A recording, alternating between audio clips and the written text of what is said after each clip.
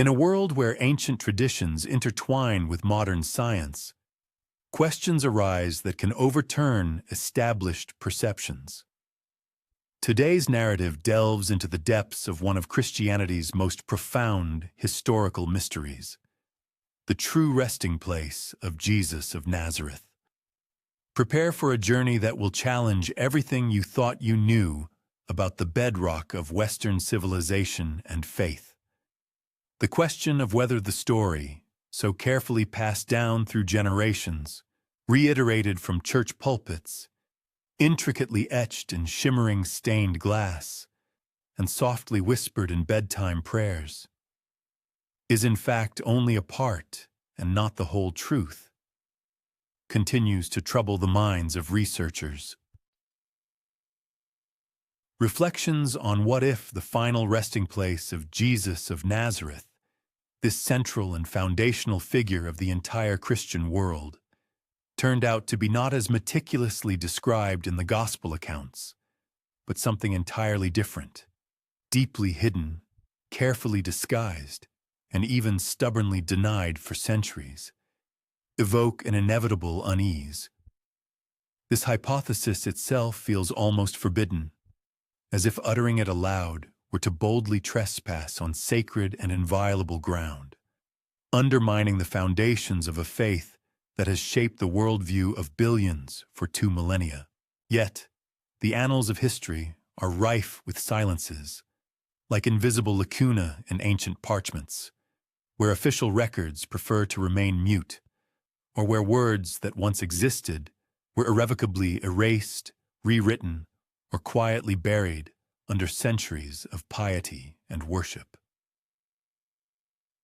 For 2 millennia, this story has remained unchanged and unshakable, as if carved in stone.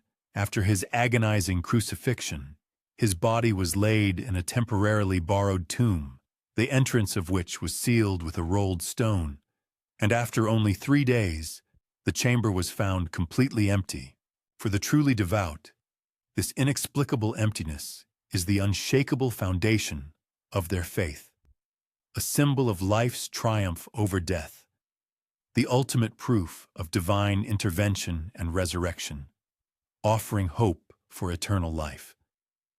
But for the inquisitive historian, the meticulous archaeologist, for every seeker of hidden and non-obvious truths, this emptiness also presents a complex question, a plea for long-awaited answers that have yet to be given.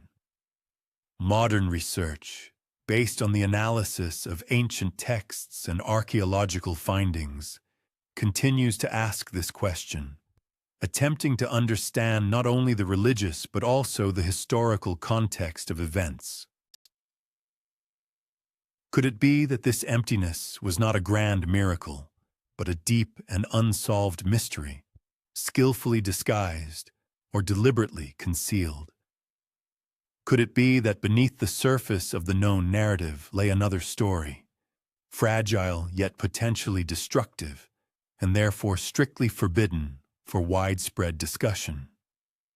The Church guarded this critically important moment with the full might of its unquestionable authority, like a sentinel protecting the most valuable relics. For if the tomb had not been empty, if a body had been found there, a real burial, something that could still be discovered and examined with modern methods, it would have inevitably changed everything. It would instantly strip away the aura of inviolable mystery and demote the sacred to the mundane earthly, the divine to the perishable mortal, questioning the very foundation of resurrection theology and consequently the cornerstone of Christian doctrine. However, history is not erased so easily and irrevocably, like dust that can be brushed away. Whispers of truth survive even the most destructive fires, reaching places where the flames could not, like ancient scrolls hidden in sealed jars. Hints of it remain in ancient writings that were declared heretical, rejected as unworthy of inclusion in the canon by early church councils, such as the Council of Nicaea in 325 AD, where dogmas were established and texts culled.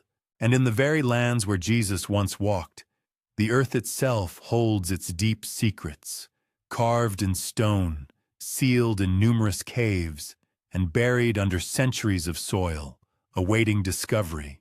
It is here on the very margins of history, at its implicit borders, that this forbidden and unsettling question continues to linger, like a restless spirit.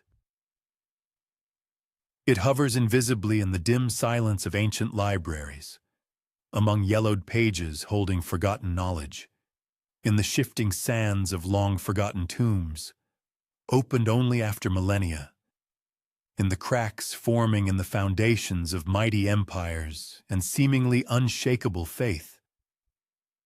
What if Jesus' body was laid to eternal rest, not in a garden tomb, so conveniently located in close proximity to Golgotha, as described in the Gospels, but somewhere entirely different, in a secret corner known only to a handful of frightened yet devoted followers who might have feared persecution from Roman authorities or Jewish elders? What if the story was told completely differently in the earliest days, long before church councils and powerful emperors, such as Constantine, definitively chose which words would be preserved for posterity and which would be irrevocably lost and declared apocryphal? Some daring scholars have ventured to ask this question, and in doing so, they have stumbled upon a complex labyrinth of speculation, ancient legends, and profound silence that perhaps speaks far more eloquently than words themselves. Imagine for a moment standing on the hills beyond ancient Jerusalem at the magical hour of twilight, when shadows lengthen and the world seems steeped in mystery. The sun slowly dips behind the city's massive stone walls, painting the sky in crimson hues, and the air fills with the distant, piercing cry of jackals echoing across the surroundings like a whisper of events long past. Somewhere nearby, in the deep shadow, a cave entrance gapes open. Its entrance is small, completely unremarkable, blending with the surrounding landscape. Yet it is filled with deep and mysterious meaning, foreshadowing something important. What lies within? The dust of ages, ancient bones, or perhaps nothing at all, or perhaps something that was once there but has long since been carried away, carefully hidden from curious eyes. And if such a cave truly existed, if there was once a tomb that held the body of Christ, who then would guard its great secret, passing it down through generations? Who would seek to erase it from the annals of history, to prevent curious truth-seekers from stumbling upon a truth that could shatter the faith of millions and alter the course of civilization? We cannot know for sure, but it is in this contemplation that our fascinating journey begins. A journey through forgotten and long-lost texts, through the whispers of ancient traditions, through majestic ruins and the dust of millennia-old stones, where every speck of information can become a key to the mystery. If this dive into ancient mysteries has captivated you, don't forget to subscribe to the channel and like the video. It's crucial for promotion and helps us create more such content. Please comment where you're watching this video from. We're very interested to know our audience's geography. Be sure to watch this video until the end, as the very finale will present important conclusions that may change your perception of history. Links to new videos are always available in the description, so your journey through the pages of history can continue. Those present have gathered not to passively accept historical narratives that have been polished by time and presented as undeniable facts. Their goal is to listen carefully to the barely discernible whispers that have been deliberately kept in the shadows of official chronicles. These whispers tell of a mysterious hidden tomb, of what religious institutions never dared to voice publicly.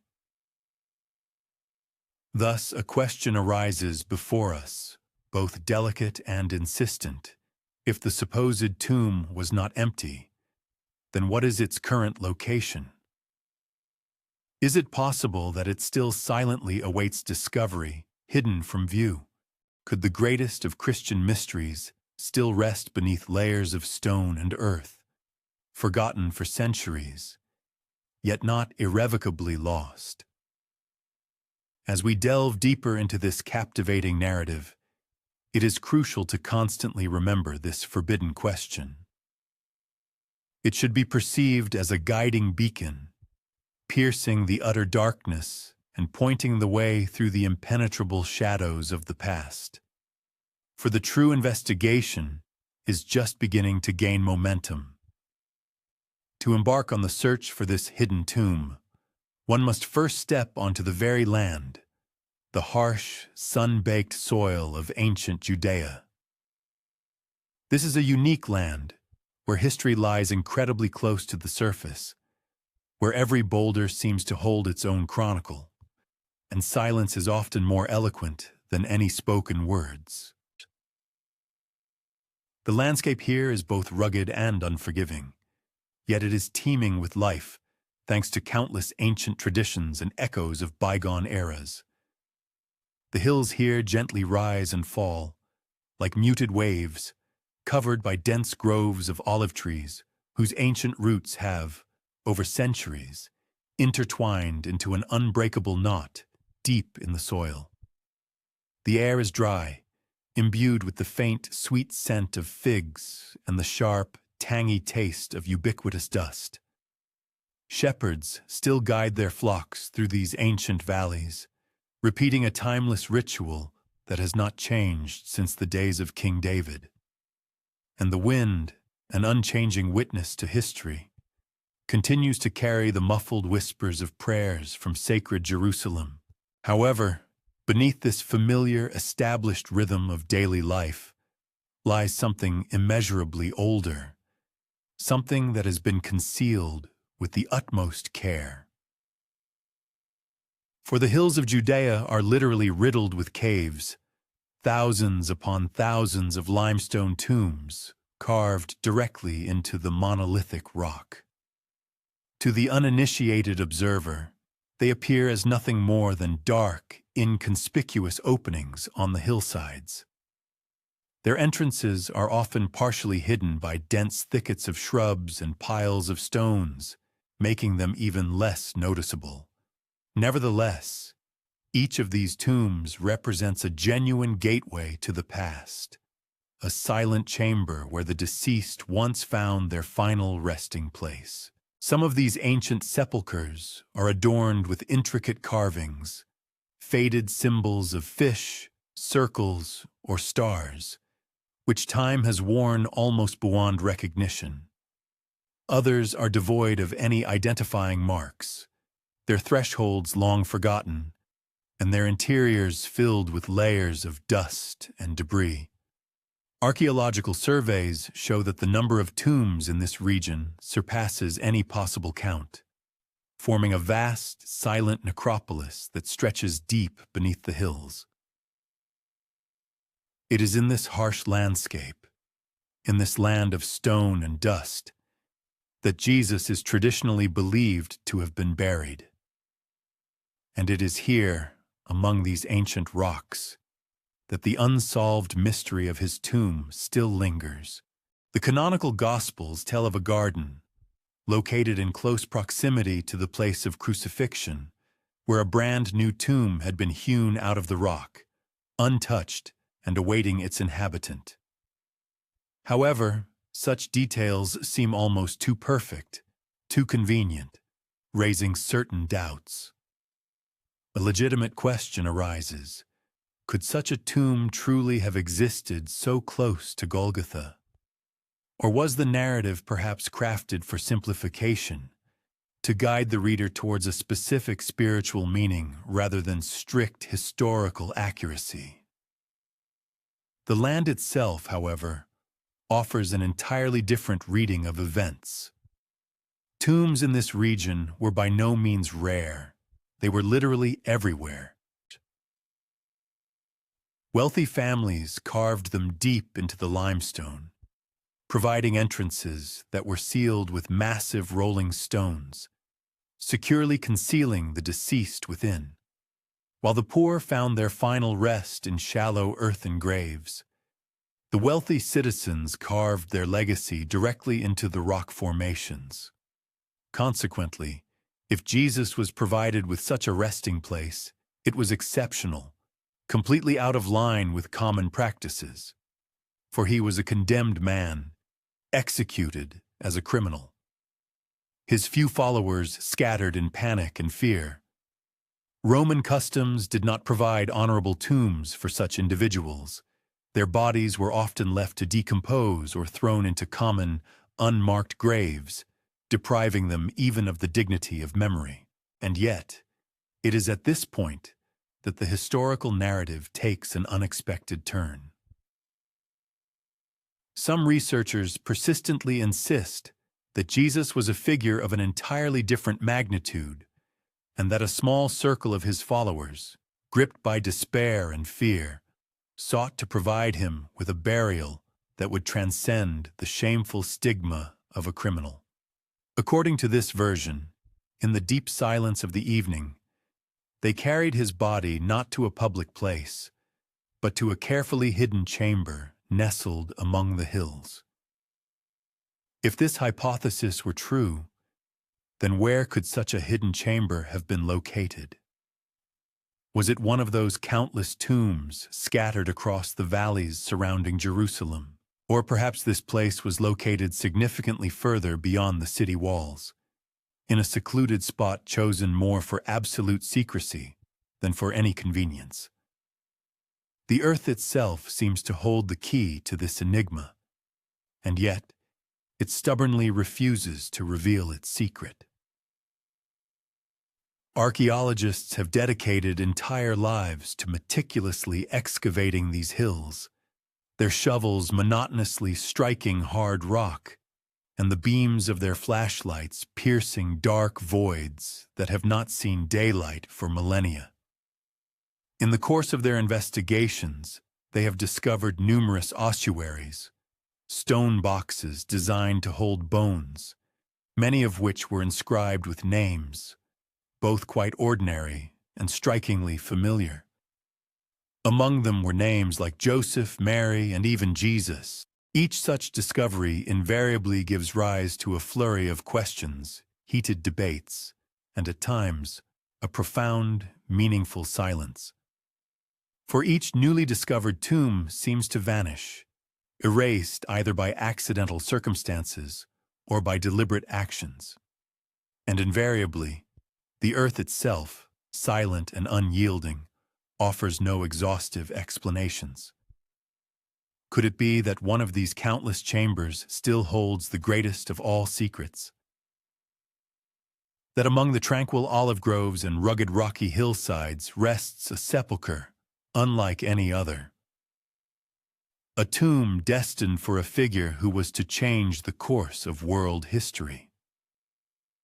To walk the land of Judea is to step on the very threshold of this grand possibility. Every movement of the foot stirs a thin veil of dust that has settled on this land since time immemorial. Whenever one's gaze sweeps the horizon, it seems to feel the invisible weight of long-gone eras, and inevitably the question hangs in the air as the sun dips below the horizon and shadows deepen over the rugged hills. Is the tomb of Jesus Christ hidden among these numerous caves? Could it have simply been missed, unnoticed? Mistaken for an ordinary burial chamber, it may be guarding its secret untouched to this day. The earth seems to hold an unbreakable silence, but even this silence can tell much. It is quite possible that the dust of ages remembers events, even if human memory eventually erases them. Among the countless caves and rock-cut tombs of Judea, The vast majority easily go unnoticed by the casual observer. Small in size, cramped, and often devoid of any ornamentation, they have served as the final resting place for ordinary families for generations. Their interior walls were riddled with niches designed to hold the bones of ancestors. However, there are others. These are chambers that stand out from the rest, carved with such striking precision or possessing such an impressive scale that it undoubtedly indicates their special importance, a reverence far beyond mere utility. These tombs possess distinct differences. They are not hidden in plain sight, but in locations chosen with a dual purpose, to ensure maximum secrecy and guarantee their longevity. Their entrances might have been reliably masked by natural rock formations or concealed behind walls erected centuries later. The interior spaces of such sepulchres are significantly larger than ordinary ones, sometimes representing an entire complex of several chambers branching off a central hall. On the walls of some, faint and enigmatic symbols, carved by hands whose meaning has long been lost, have been preserved. Could it be that Jesus' tomb was one of these? Not the meticulously described garden tomb, not the simple rock-cut stone mentioned in the Gospels, but a place deliberately chosen for protection and preservation. This would have been a tomb intended not for a casual passerby, but for the few who possessed the knowledge, and for those who feared its discovery. Historical evidence also hints at such possibilities. Roman chronicles contain mentions of secret burials of some significant figures, political prisoners, dissidents, or individuals whose deaths were extremely inconvenient for the official public narrative. While these references are fragmentary, they nonetheless point to the existence of a culture that perfectly understood the power of concealing a body, of keeping a story untold. Archaeological finds offer intriguing clues. Some tombs discovered in the vicinity of Jerusalem are striking in their unusual opulence for that historical period. They were carved into limestone with intricate niches and equipped with massive rolling stones, intended not just for sealing, but for providing robust protection. In several of them, ossuaries with inscriptions that sound remarkably familiar have even been found. Jesus, Joseph, Mary. Scholars actively debate whether these coincidences are the result of the commonality of names, or if they serve as a hint of something significantly greater. However, the most intriguing are those tombs whose history has been concealed. These are tombs that were sealed with additional layers of stone or brick centuries ago. Tombs whose ossuaries were removed or destroyed. Tombs where the earliest visitors left barely visible traces. Crosses faintly engraved on the stone. Small symbols of fish, or patterns that could well have served as a secret code. Some historians suggest that these marks were deliberately placed to guide the initiated, while simultaneously misleading the uninitiated. In this regard, the question arises, what secret would have required such exceptional care, such subtlety, and such comprehensive protection? Could it be that Jesus' tomb was never meant to be discovered?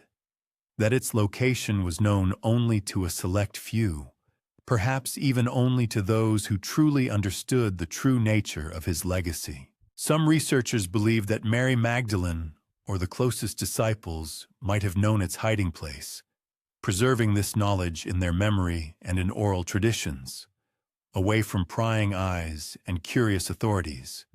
Ancient legends hint at this.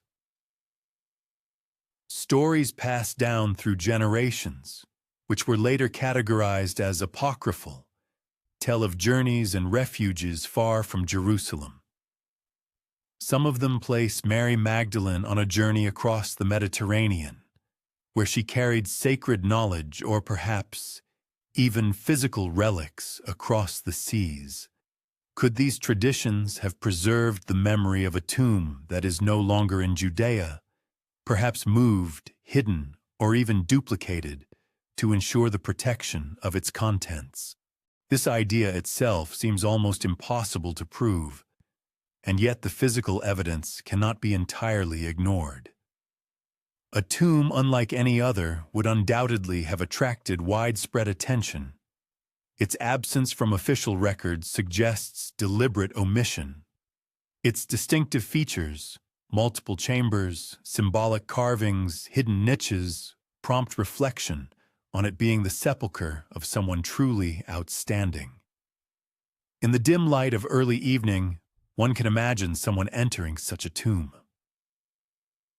The air inside is cool and heavy, with a faint scent of limestone and ancient dust.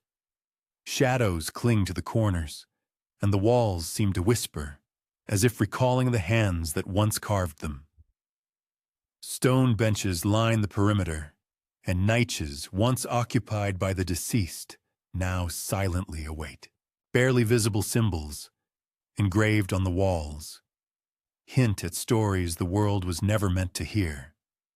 It is here that one can begin to realize why Jesus' tomb, if it truly was such, might have been erased from collective memory. Ordinary tombs blend into the background. Unusual ones demand explanations, and those in power, fearing challenges to their authority and faith, might have preferred silence over revelation. This is a space that invariably questions conventional notions. Here, the mundane and the divine meet, beliefs and chronicles intertwine, but instead of clear answers, only a string of profound questions remains. The imagination involuntarily conjures cool, echoing underground vaults, and at this moment, the mind is immersed in the thought that it is here, perhaps, that one of the greatest mysteries of bygone eras is hidden. The hypothesis arises that Jesus' sepulchre, completely unlike any other, was designed and built to withstand not only the destructive effects of time, but also the colossal weight of human faith, all-consuming fear, and deliberate erasure from memory. It is possible that, ultimately, this tomb was not just a final resting place for a body, but also a repository of invaluable heritage, a secret passed down from mouth to mouth in hushed whispers, hidden in the shadows, patiently awaiting its hour when someone would be able to decipher and publicize it. If humanity truly seeks to comprehend the essence of a sepulchre that for some reason was hidden from the public annals of history, then the paramount task becomes to listen intently to those voices and testimonies that were almost completely stifled and consigned to oblivion. Beyond the accepted canonical Gospels, beyond the familiar narratives of Matthew, Mark, Luke, and John, there exists an entire layer of texts that were once held in deep respect, but were subsequently rejected, branded as heretical, declared forbidden, or deemed too dangerous for general viewing. These writings are known as the apocryphal Gospels, manuscripts carefully preserved in secluded monasteries, forgotten on the shelves of ancient libraries, or buried under layers of desert sands, awaiting discovery. Among them stand out works such as the Gospel of Peter, the Gospel of Thomas, and the Acts of Pilate. Each of these writings contains subtle hints, as if whispered suggestions about events and profound truths that still remain fully undisclosed. On the pages of these ancient manuscripts, the life, teachings, and even the circumstances of Jesus Christ's death are sometimes recounted in a slightly different light, revealing subtle but intriguing variations that invariably awaken deep curiosity in researchers and readers. Certain fragments of these texts speak not only of the great event of the resurrection, but also of the strictest secrecy, of faithful followers entrusted with sacred knowledge, and of places that were to be carefully hidden from prying eyes. As an example, consider the Gospel of Philip, a unique text found in 1945 among the famous Nag Hammadi manuscripts. In this writing, the sacred relationship that existed between Jesus and Mary Magdalene is presented in deep, intimate, and at the same time ambiguous symbolic expressions. Some researchers and theologians hypothesize that such a description contains a hint of a much deeper truth, of a special trust placed in her that other followers were unable to bear. Perhaps it even concerns sacred knowledge regarding Jesus' resting place after his death. The legitimate question arises: could the apocryphal writings truly preserve echoes of memories of a tomb that was originally never meant to be revealed? These stories were likely told only to those who fully understood the critical importance of keeping the secret. Other ancient writings, which have reached us only in the form of fragmented pieces, tell of mysterious journeys and events that occurred after Christ's crucifixion. In these texts, followers are given clear instructions to flee from persecution, to guard sacred knowledge, and to carefully protect relics that might otherwise be irrevocably desecrated. It is noteworthy that in all these instructions, one constantly recurring theme is evident: the exceptional importance of a specific place. Thus, the tomb, this final resting place or the secret chamber, transforms into something much more than an ordinary grave. It becomes a true sanctuary, a repository of memory, serving as an invisible link between ephemeral earthly existence and incomprehensible eternity. However, it is important to note that the apocryphal texts themselves are deliberately ambiguous.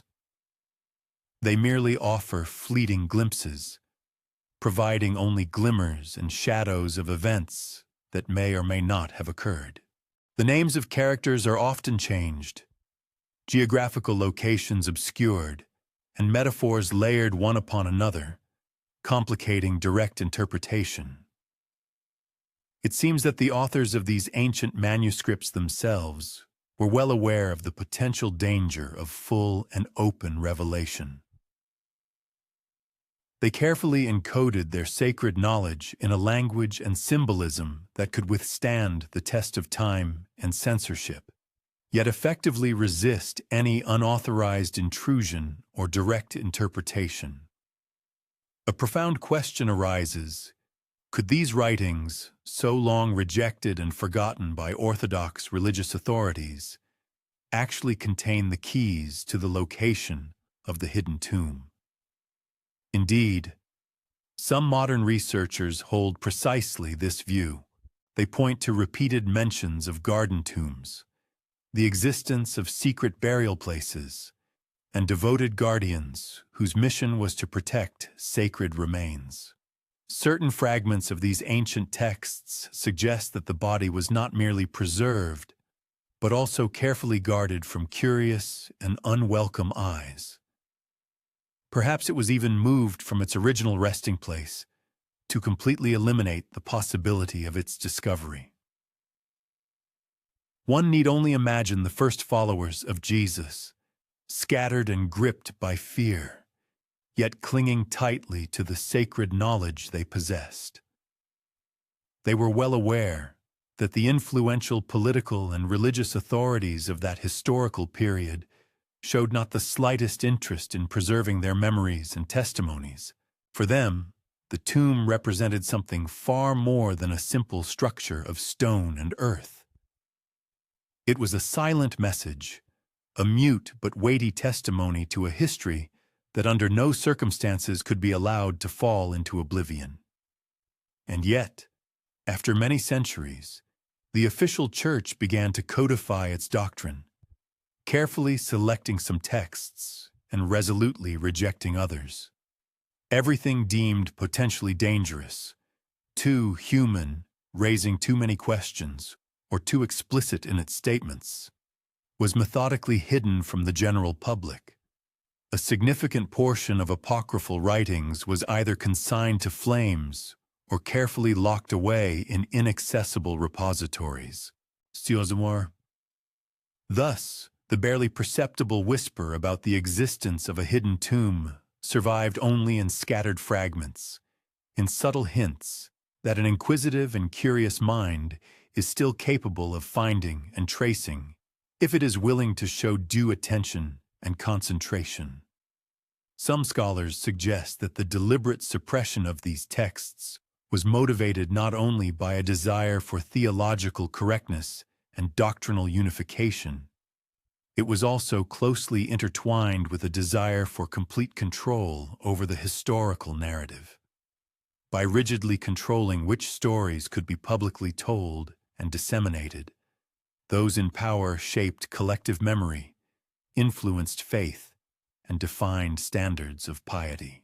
Apocryphal texts, preserving alternative and often contradictory narratives, subtly hint at the existence of truths that could seriously challenge the approved account, including, perhaps, the true resting place of Jesus. As one delves into these once forbidden writings, a certain pattern begins to emerge clearly. It includes a body placed in a tomb, the presence of a hidden or carefully protected chamber, the existence of followers entrusted with sacred knowledge, and finally, the overarching secrecy surrounding these events, passed down from generation to generation. These ancient texts, undoubtedly, speak in riddles and allegories, but it is in this very enigmatic nature that they leave behind faint traces, like breadcrumbs, pointing the way to those who are truly willing to follow it in search of truth. Thus, we approach a profound understanding. If a hidden tomb truly exists, it is not merely a geographical problem. It is an entire domain encompassing memory, deep secrecy, and carefully encoded messages passed down through generations. Its existence is defined not only by the material reality of stone, but also by collective consciousness. It is a resting place whose location is guarded not only by geological barriers, but also by centuries-old traditions, deeply rooted fear, and sincere piety. Could the non-canonical writings still speak to us in hushed whispers? Could they testify that the narrative of Jesus Christ's final resting place remains incomplete? That a critically important element was removed from the canonical account, leaving a gaping lacuna that only inquisitive imagination and meticulous research can fill? And if so, then this tomb, regardless of its precise location, represents something far more than a simple burial. It is a true repository of memory, a vigilant guardian of sacred secrets, a crossroads of history and mystical veil, silently awaiting the moment when the world finally pays attention to what has remained hidden for centuries. Perhaps in the history of humankind, there is no other image as profoundly familiar and universally recognizable as that of the empty tomb.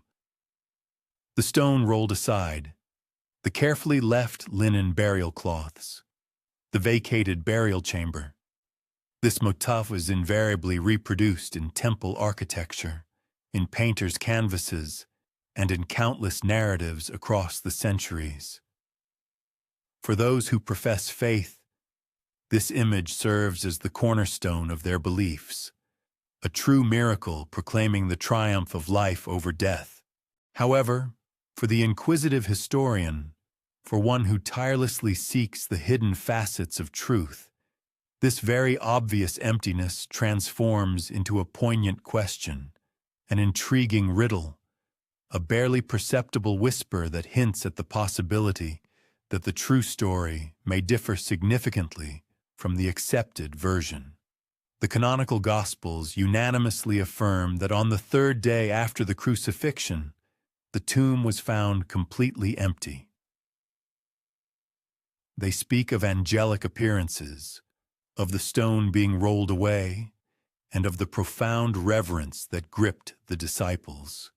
Nevertheless, the specific details vary across different texts. Who first arrived at the burial site, what exactly they saw, and how Jesus' body disappeared. These discrepancies, though seemingly minor, nonetheless persistently linger in the air, like barely discernible shadows lurking in the hidden corners of collective memory. A number of prominent researchers hypothesize that the empty tomb does not necessarily serve as irrefutable proof of the resurrection, but may indicate a meticulously planned concealment. Is it possible that Jesus' body was moved before the tomb was found empty, perhaps taken by devoted disciples or some secret guardians? Or was there a possibility that the tomb was not initially empty, and what we now know is a skillfully constructed narrative designed to strengthen faith and cultivate piety? Let us consider the purely practical aspects of this situation. The Roman authorities, who had executed a man they considered a criminal, had no reason whatsoever to grant him an honorable burial. However, his followers, gripped by despair and fear, might well have gone to extraordinary lengths to ensure the preservation of his body. It is quite possible that they moved him to a more secure refuge, a hidden tomb that would guarantee protection from desecration or unwanted scrutiny. Despite this, over the subsequent centuries, the image of the empty tomb transformed from a simple historical fact into a powerful symbol, an unshakable foundation of doctrine. The true resting place of the body became secondary to the overarching narrative of the resurrection. The visible and known lost its primary significance, giving way to that which was capable of inspiring and strengthening faith. However, what if somewhere there existed a tomb, a certain crypt, completely different from all others, which was never included in the canonical account? What if the empty tomb was merely an external, symbolic reflection of a much deeper and more multifaceted mystery? A tomb that contained something more than just mortal remains. A tomb that served as a guardian of a certain legacy, perhaps a bloodline or even sacred knowledge, secretly passed down to the most devoted followers. Numerous ancient texts, both canonical and apocryphal, contain subtle hints. Some of these writings mention a body that was carefully guarded, disciples keeping watch, and hidden chambers designed to preserve memory. Other texts, deliberately vague, suggest that the disciples' testimonies might have been incomplete or not reflected the full truth. Is it possible that the resurrection narrative itself was superimposed on a burial reality initially intended to remain a deep secret? Archaeological investigations, in turn, also raise a number of intriguing questions.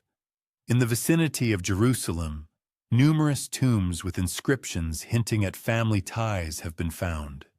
Some of these names are surprisingly familiar, yet they have never been recognized by the mainstream scientific community. Discovered ossuaries, hidden chambers, and sealed caves convincingly testify to the existence of a burial culture significantly more complex than the one we usually imagine.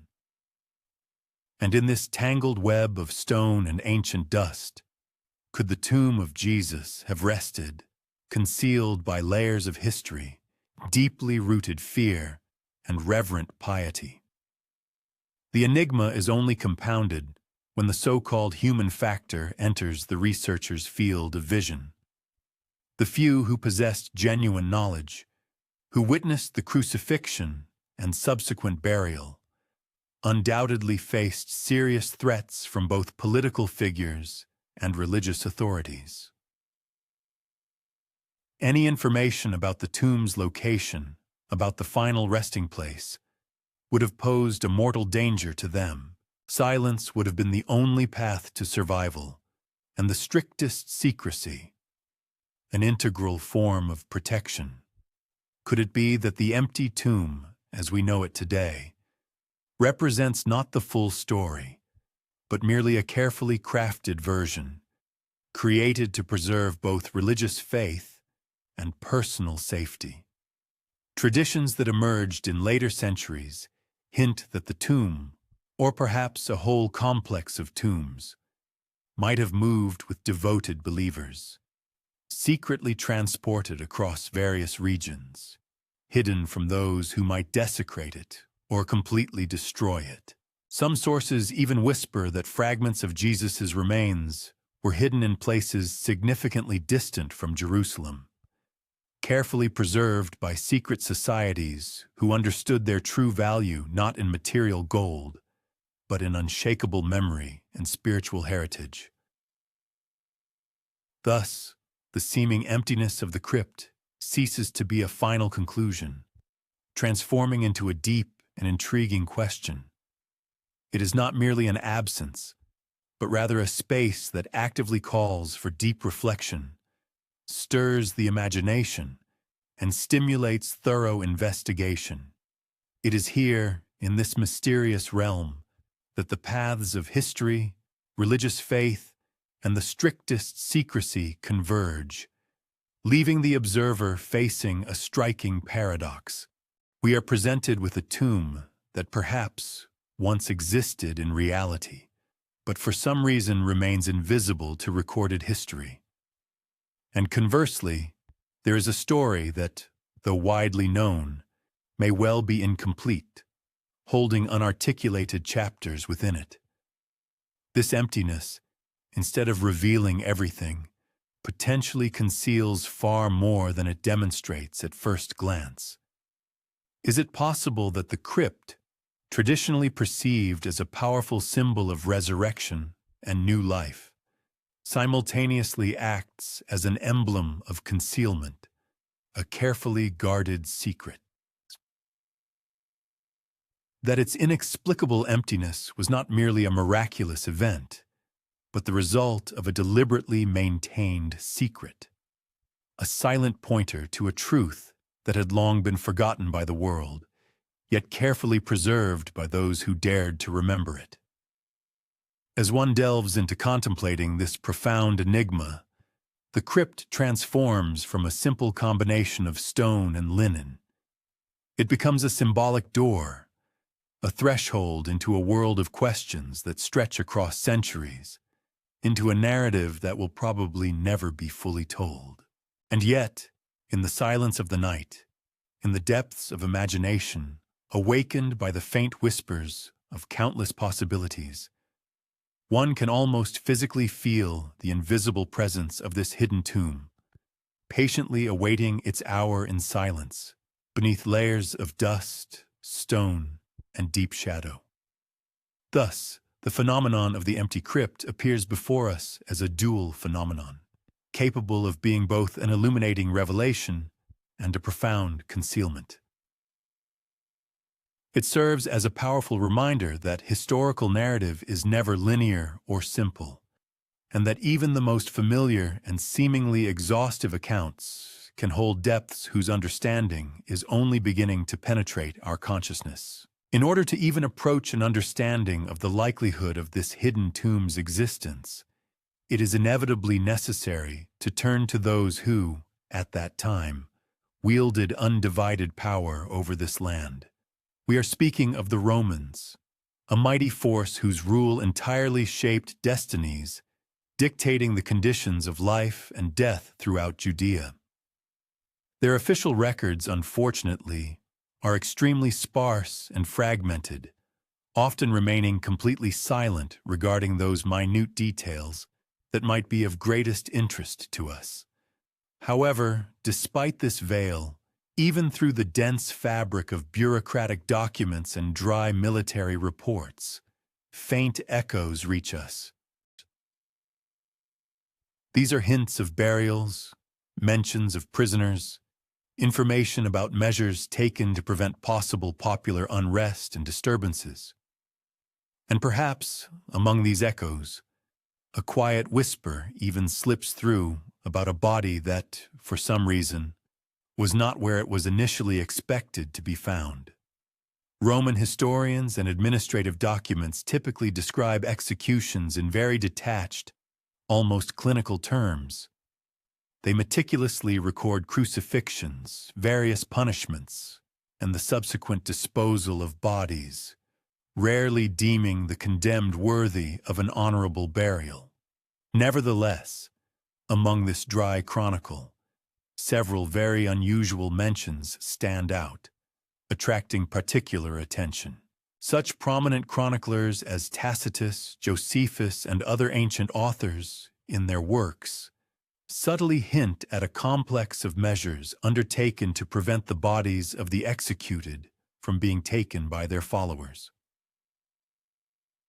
They mention the placement of special guards at tombs and serious fears related to possible uprisings that could be provoked by claims of resurrection.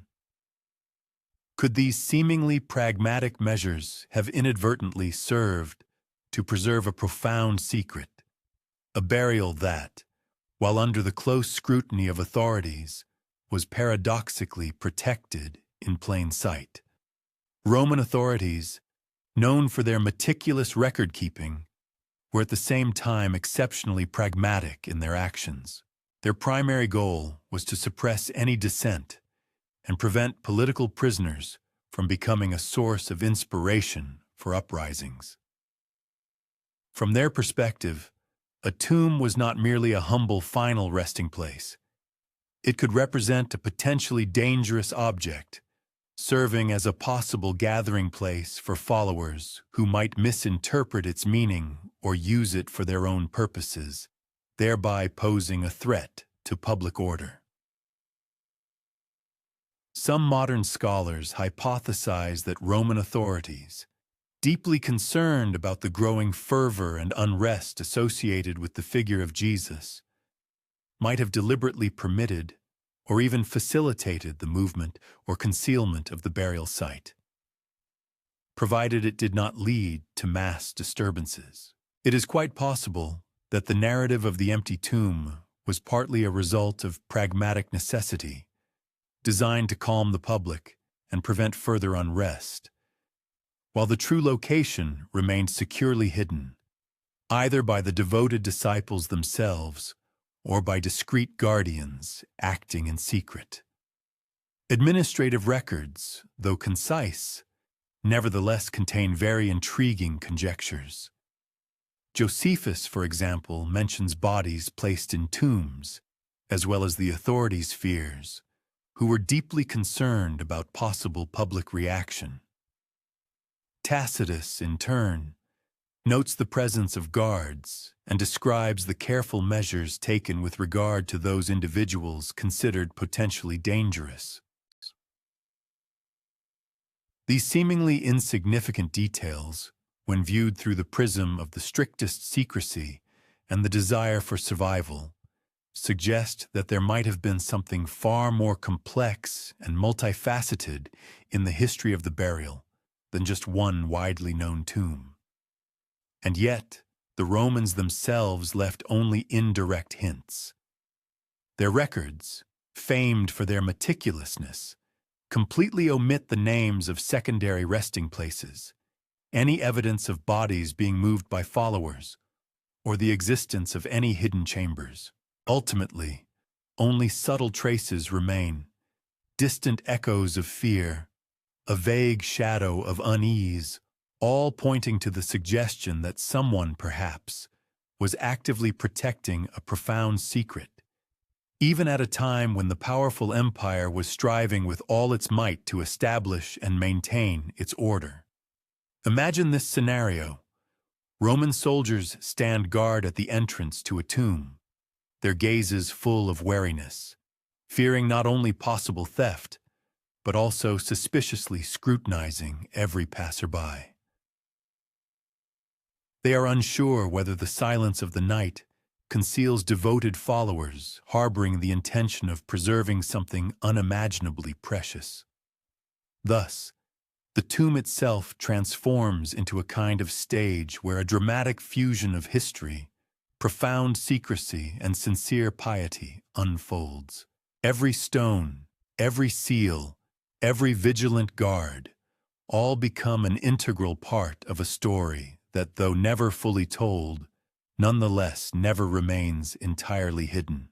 Some theorists hypothesize that these precautionary measures were aimed not only at preventing the mundane theft of a body, but at a much deeper goal: control over historical memory.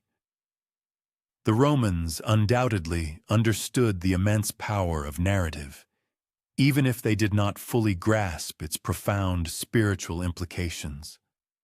A tomb that attracted widespread attention could easily inspire rebellion or generate extensive myth-making. Thus, by guarding this place, they might have inadvertently contributed to the preservation of a great secret, protecting it from a curious world, even at the very moment they were striving to suppress it.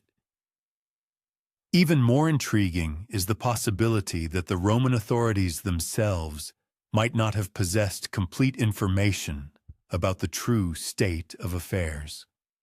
If a group of devoted followers managed to move the body and securely hide it in a secret chamber not recorded in the empire's official annals, then Rome's records would reflect no more than strict procedural compliance, completely unrelated to the essence of what was happening. And yet, despite their dry and pragmatic nature, these bureaucratic records retain subtle echoes of something truly exceptional. They are permeated with a premonition of possible chaos, a deep awareness of someone's unwavering loyalty, and an unspoken recognition that some secrets are so fragile that they cannot be left to chance. It is in these unsaid things, in these deliberate or accidental lacunae, that the human imagination gains complete freedom of action, actively beginning to recreate the missing fragments. Is it possible that the mysterious tomb, if it ever existed, was under the vigilant guard of legionaries who never fully grasped the true nature of their assignment? Could it have been skillfully concealed in plain sight, a secret guarded by both human foresight and a certain divine providence? A confluence of circumstances that seemed accidental but in fact led to its preservation. Did the keepers of records, be they Roman scribes or followers of a new teaching, unknowingly protect sacred knowledge that still rests beneath the ancient hills of Judea? Thus, the echoes of Roman documents do not merely recount past events. They open a wide field for hypotheses and conjectures. They subtly hint at something overlooked, at an underlying fear, at the unceasing vigilance required in those times. They leave one with the unsettling thought that what was buried was not merely a mortal body, but an entire history, a sacred secret, a legacy for which the world, at the time, was not yet ready. The barely perceptible whisper of these ancient testimonies, like a gentle breeze, reaches us across 2 millennia.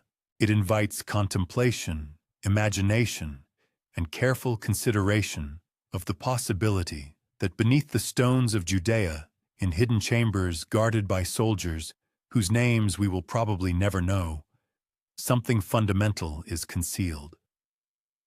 This mystery awaits its hour, patient, silent, and untouched, preserving its contents from prying eyes. In the meticulous precision of the Roman administrative machine, in these bureaucratic records created to ensure absolute control, we discover a striking paradox of secrecy, even under constant surveillance. Even when carefully guarded, truth can remain invisible, awaiting the few who are willing to listen intently to its faint echoes.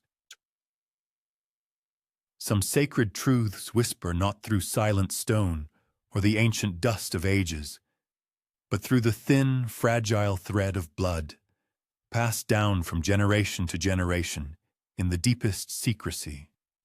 Among the most enduring, yet most controversial of these unspoken messages is the suggestion that Jesus of Nazareth may have left behind not only his teachings, but also a direct bloodline, carefully hidden from the annals of history and deliberately suppressed by those who feared its potential consequences for the established order. To consider such a hypothesis is to dare to step into a world of shadows, where historical facts, deep faith, and audacious speculation intertwine in a complex, indissoluble pattern. The canonical texts, which form the basis of Christian doctrine, remain completely silent regarding any descendants. They focus exclusively on the spiritual, rather than the physical legacy. However, in apocryphal writings and later folk legends, subtle hints can be found that his relationships, especially with Mary Magdalene, were much deeper, more intimate, and perhaps of a nature that their revelation could undermine the very foundations of ecclesiastical power. Early followers, acting covertly and with extreme caution, likely fully understood the extent of the threat. A child, a direct descendant, or even a symbolic line of teachings could not be left unprotected in such a world.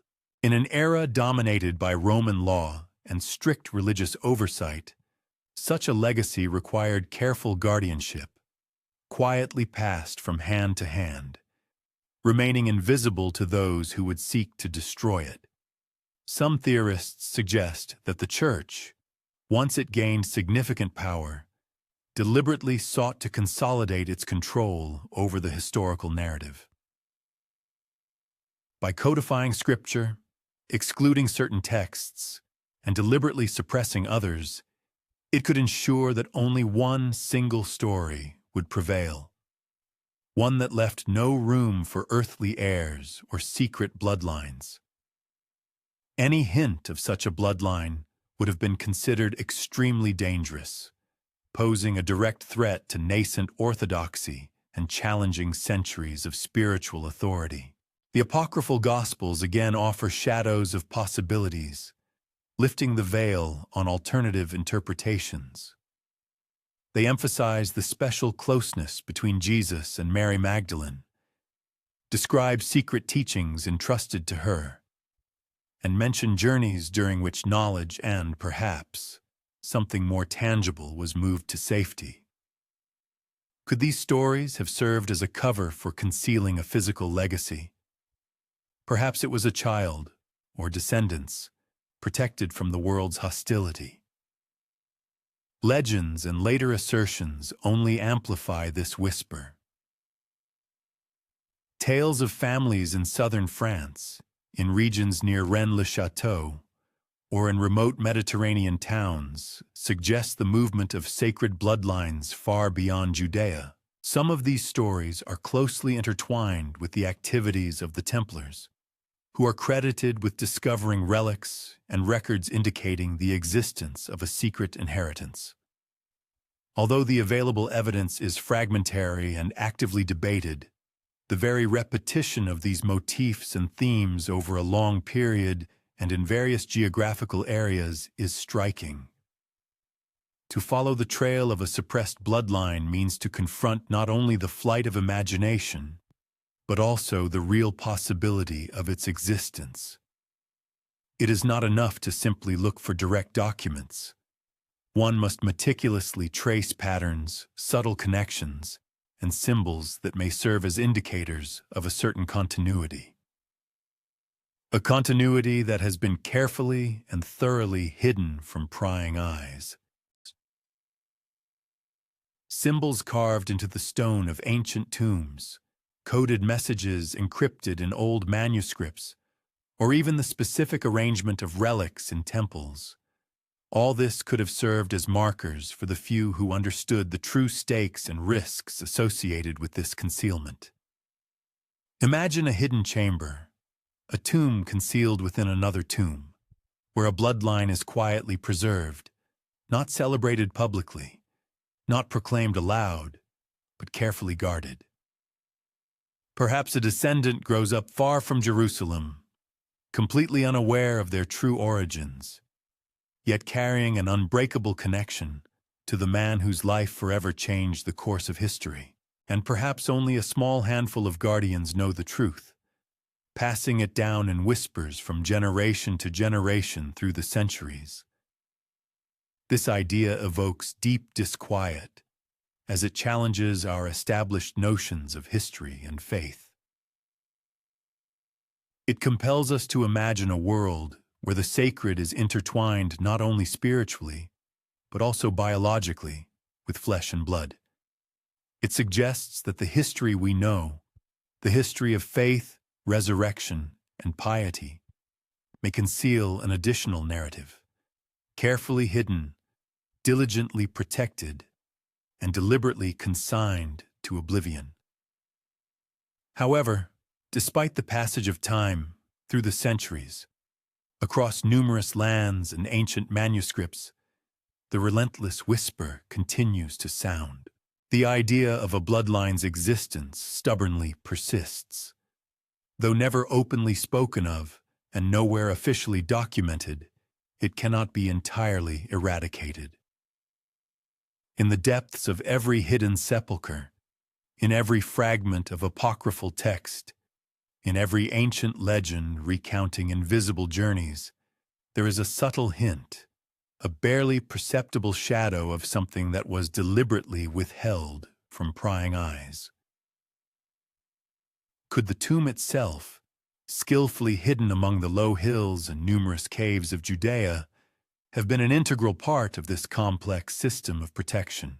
Perhaps it was there, within, that the body, along with its profound teachings and, most intriguingly, potential evidence of a bloodline, was concealed as one, securely guarded from the flow of official history and meticulously protected from any intrusive investigation.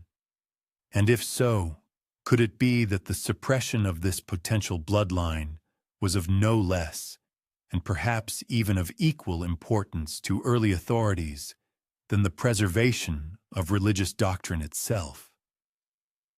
In such a case, this carefully concealed tomb appears not merely as a resting place. It becomes a sacred vessel of memory, a reliable guardian of a secret that likely extended far beyond the confines of the person whose remains it once contained. This serves as a powerful reminder that historical narratives are rarely as straightforward as they may seem at first glance.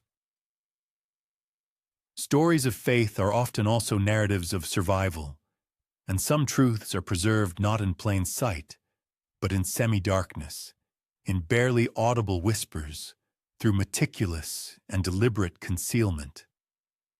When such a perspective is taken into account, it becomes clear that the enigma of Jesus' tomb is inextricably linked to the mystery of events that may have followed it, to what perhaps was passed down in complete silence, carefully guarded from the entire world, yet invisibly preserved over many centuries. This whisper of a suppressed bloodline prompts the imagination not only to envision a hidden chamber, but also an entire hidden legacy, patiently awaiting those with enough perseverance to listen intently and seek out its subtle, almost imperceptible traces. If a hidden tomb exists, and if there was indeed a suppressed bloodline, then in the shadow of historical narrative, one prominent figure invariably reappears: Mary Magdalene. In public consciousness, her image is often reduced to that of a repentant sinner, a faithful companion of Jesus, whose true story was, apparently, purged of inconvenient details and significantly simplified. However, a careful study of apocryphal texts, the faint whispers of ancient legends, and fragmented early Christian traditions point to something far more multifaceted and significantly more important than the commonly accepted version. Magdalene's presence at the cross during the crucifixion, her unwavering devotion, and her key role as the first witness to the resurrection are undisputed and confirmed by canonical scriptures.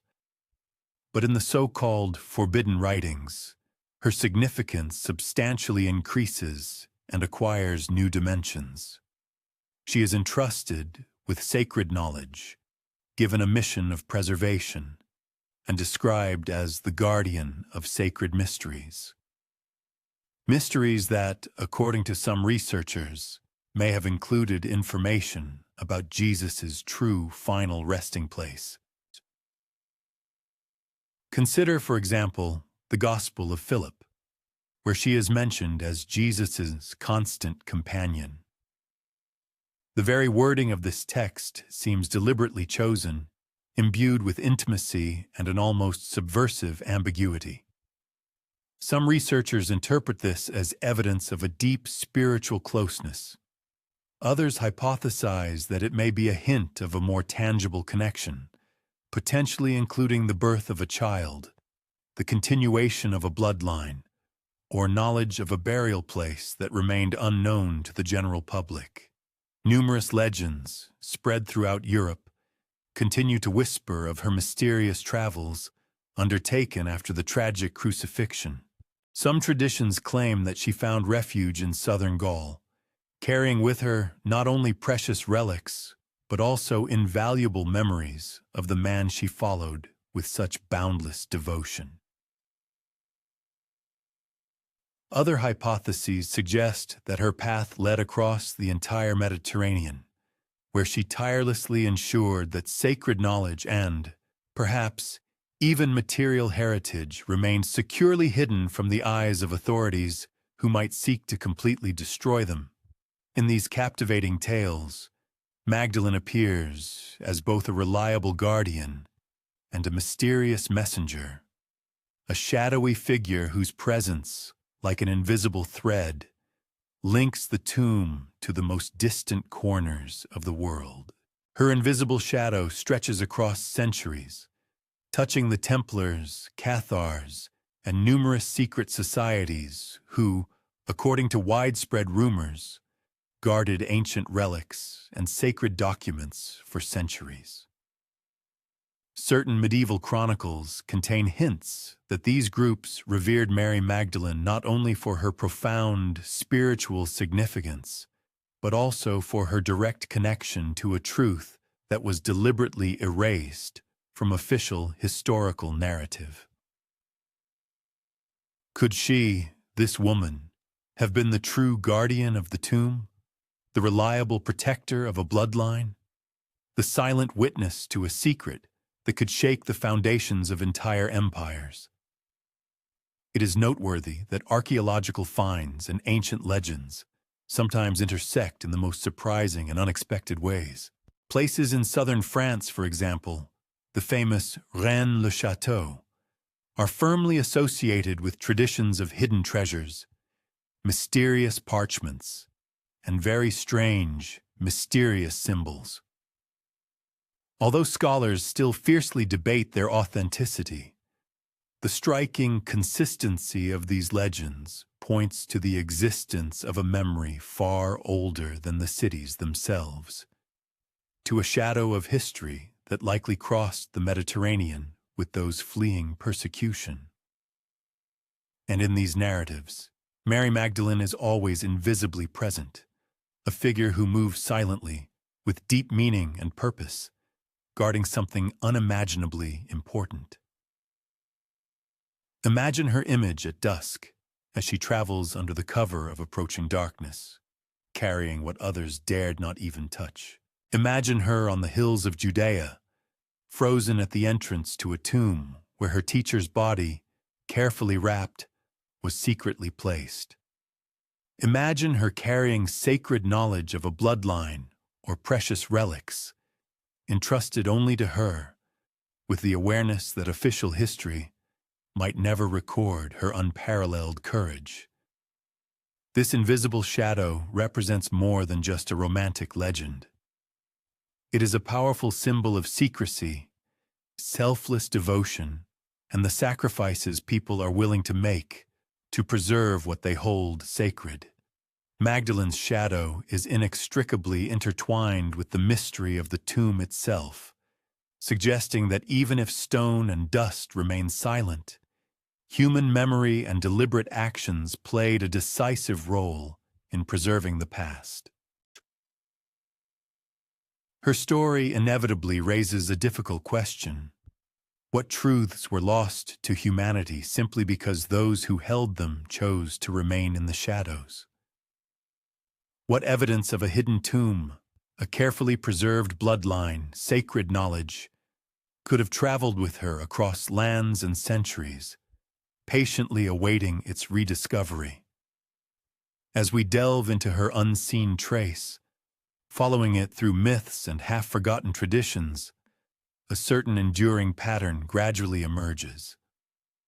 It is evident that the tomb represents something far greater than a mere accumulation of stones and earth. It is a repository of memories, a symbol of the deepest trust, and an embodiment of a carefully guarded secret. Its true existence is equally determined not only by the material structure of the sepulchre itself, but also by the tireless efforts of those who, over centuries, selflessly guarded its secrets. The elusive shadow of Mary Magdalene serves as a vivid reminder that the annals of bygone times are not always recorded in official documents or carved in stone. Sometimes it lives in every cautious step, in the barely audible whisper of relayed instructions, and in the skillful concealment of wisdom that humanity was not yet ready to perceive.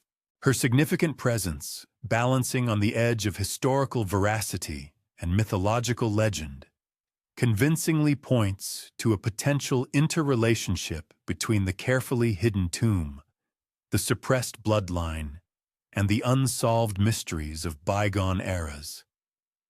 This connection, apparently, was maintained by the few who dared to preserve the memory, while the majority sought to consign it to oblivion.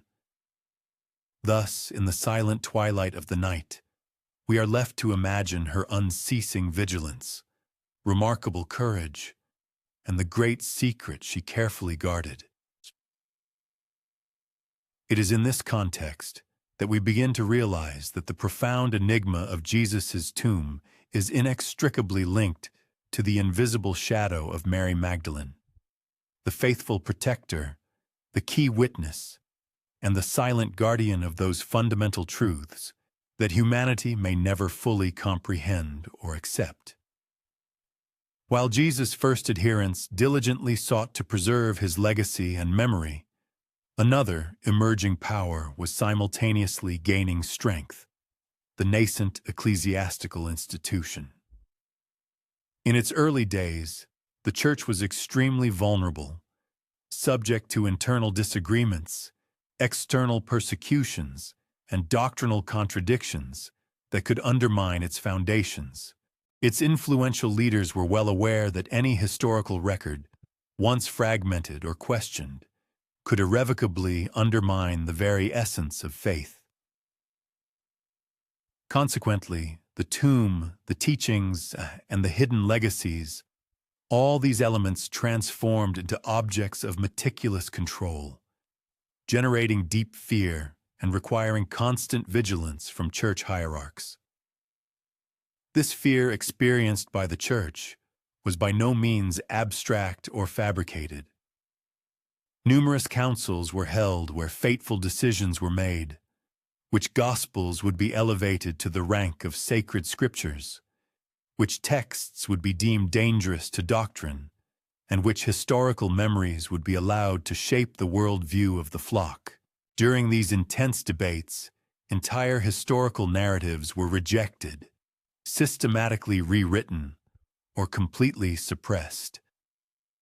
Information about secret sepulchres, possible bloodlines, and hidden relics posed a serious threat not only to the canonical history of the resurrection, but also to the entire carefully constructed power structure that the Church sought to establish. One can vividly imagine assemblies of bishops in dimly lit halls, poring over ancient manuscripts, with the awareness that just one new revelation could question centuries-old dogmas and teachings. Any ossuary discovered in a lost cave, any parchment containing hints of a hidden bloodline, or even a barely perceptible whisper about Mary Magdalene allegedly holding sacred knowledge. Each of these potential discoveries could instantly destabilize established faith. Thus, fear became the main driver of decisions, determining which memories would be carefully preserved and which would be ruthlessly erased from collective memory. The fear that gripped the Church extended not only to abstract concepts, but also to tangible physical spaces. Tombs, ossuaries, and relics that could potentially contradict the accepted ecclesiastical narrative were carefully hidden, moved to inaccessible places, or hermetically sealed.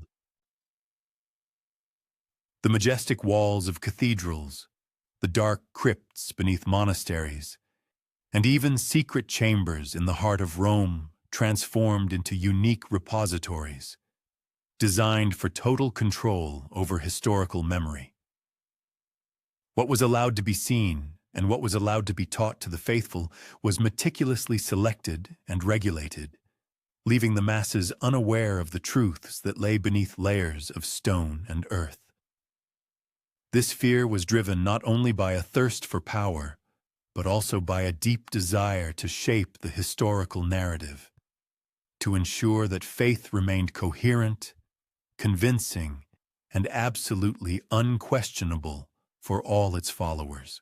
Any hidden tomb containing potential evidence of a bloodline or knowledge entrusted to Mary Magdalene represented an existential threat capable of sowing deep doubt. In the eyes of the Church, even the slightest doubt could provoke a mass uprising, lead to the spread of heresy, or even the complete collapse of faith itself. That is why all potentially dangerous information was met with total silence. The suppression of information became a reliable defense and pervasive fear, a vigilant guardian of these deep secrets. Nevertheless, over many centuries, stories of hidden tombs and secret bloodlines continued to exist, though always remaining on the periphery of the official narrative. They were barely whispered within monastery walls, skillfully woven into enigmatic, encrypted texts, or carefully preserved within secret societies whose members understood their colossal significance. Such whispers were permitted only in complete obscurity. They were never allowed to surface where they could shake established piety or undermine the authority of ecclesiastical power. However, paradoxically, fear can not only destroy, but also preserve. By seeking to erase certain truths from collective memory, the Church may have inadvertently contributed to their survival, preserving them in encrypted and hidden forms, awaiting those who could one day correctly interpret them. Sealed tombs, forbidden texts, carefully hidden bloodlines. All these actions, dictated by profound fear, paradoxically preserved secrets that might otherwise have been irrevocably lost. One should carefully consider the deep symbolism of the sealed tomb. It represents something more than a simple resting place for the deceased.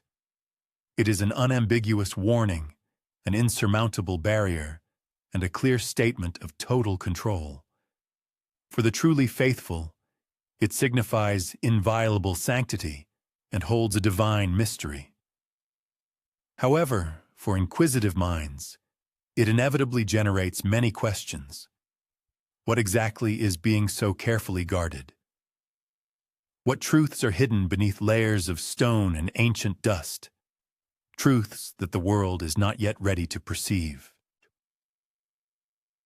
It is at this intersection of pervasive fear and deep secrecy that the hidden tomb acquires meaning as both a literal physical and a multifaceted figurative space.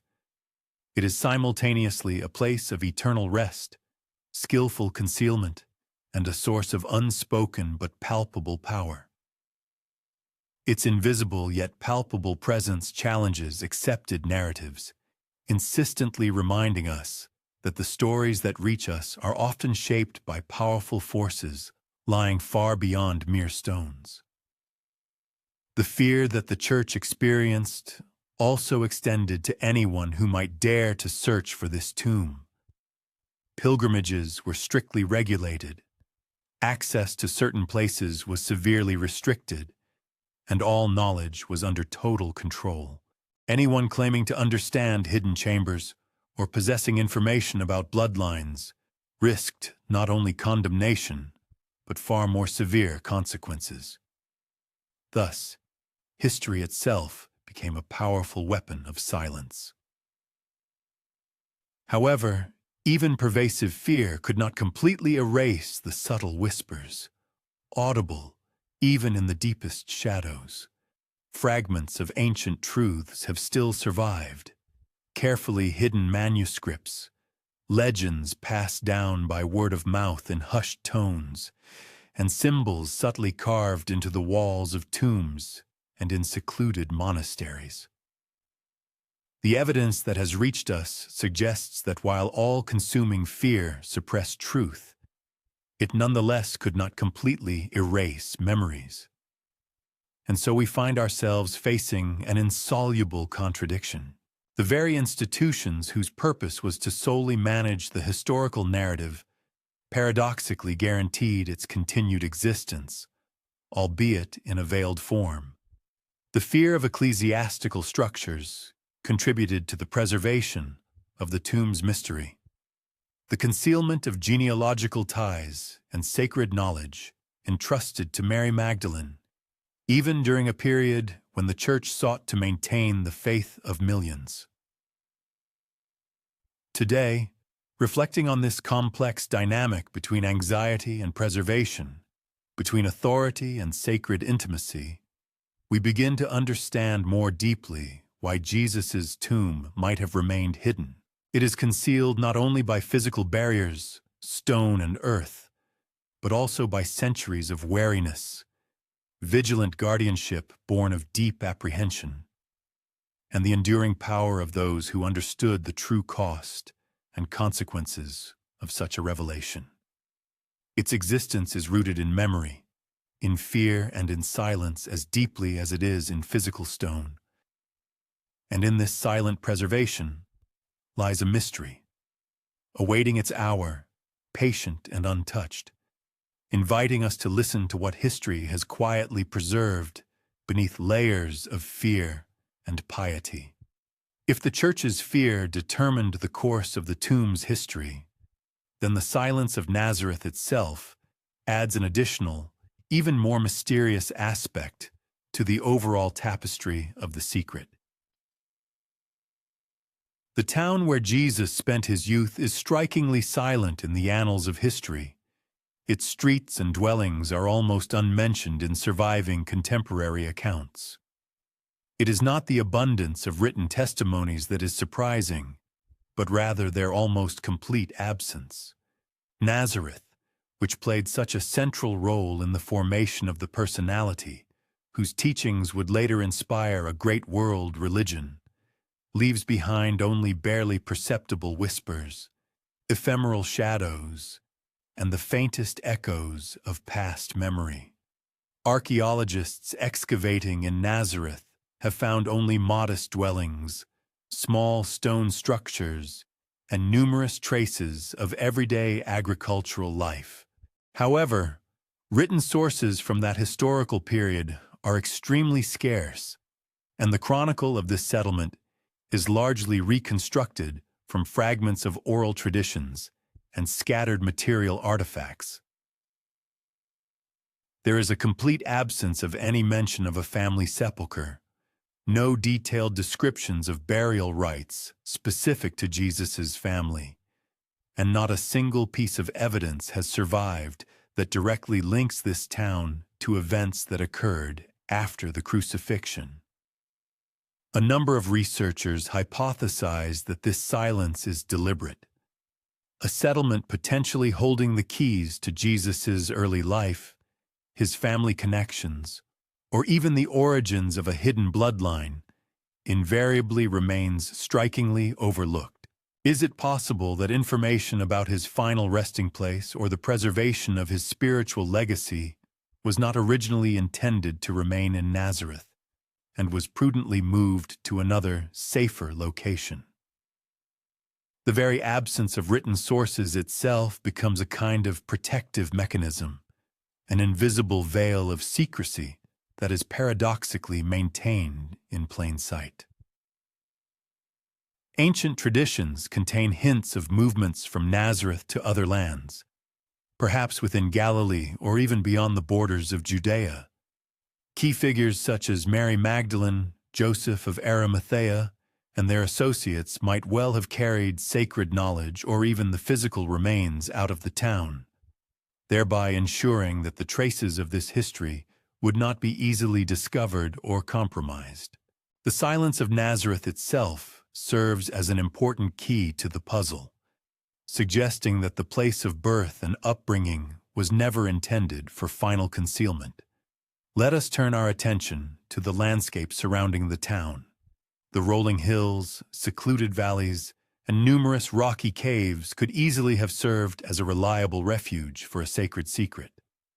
Nevertheless, these areas remained sparsely populated, very rarely inspected, and generally largely ignored by Roman authorities.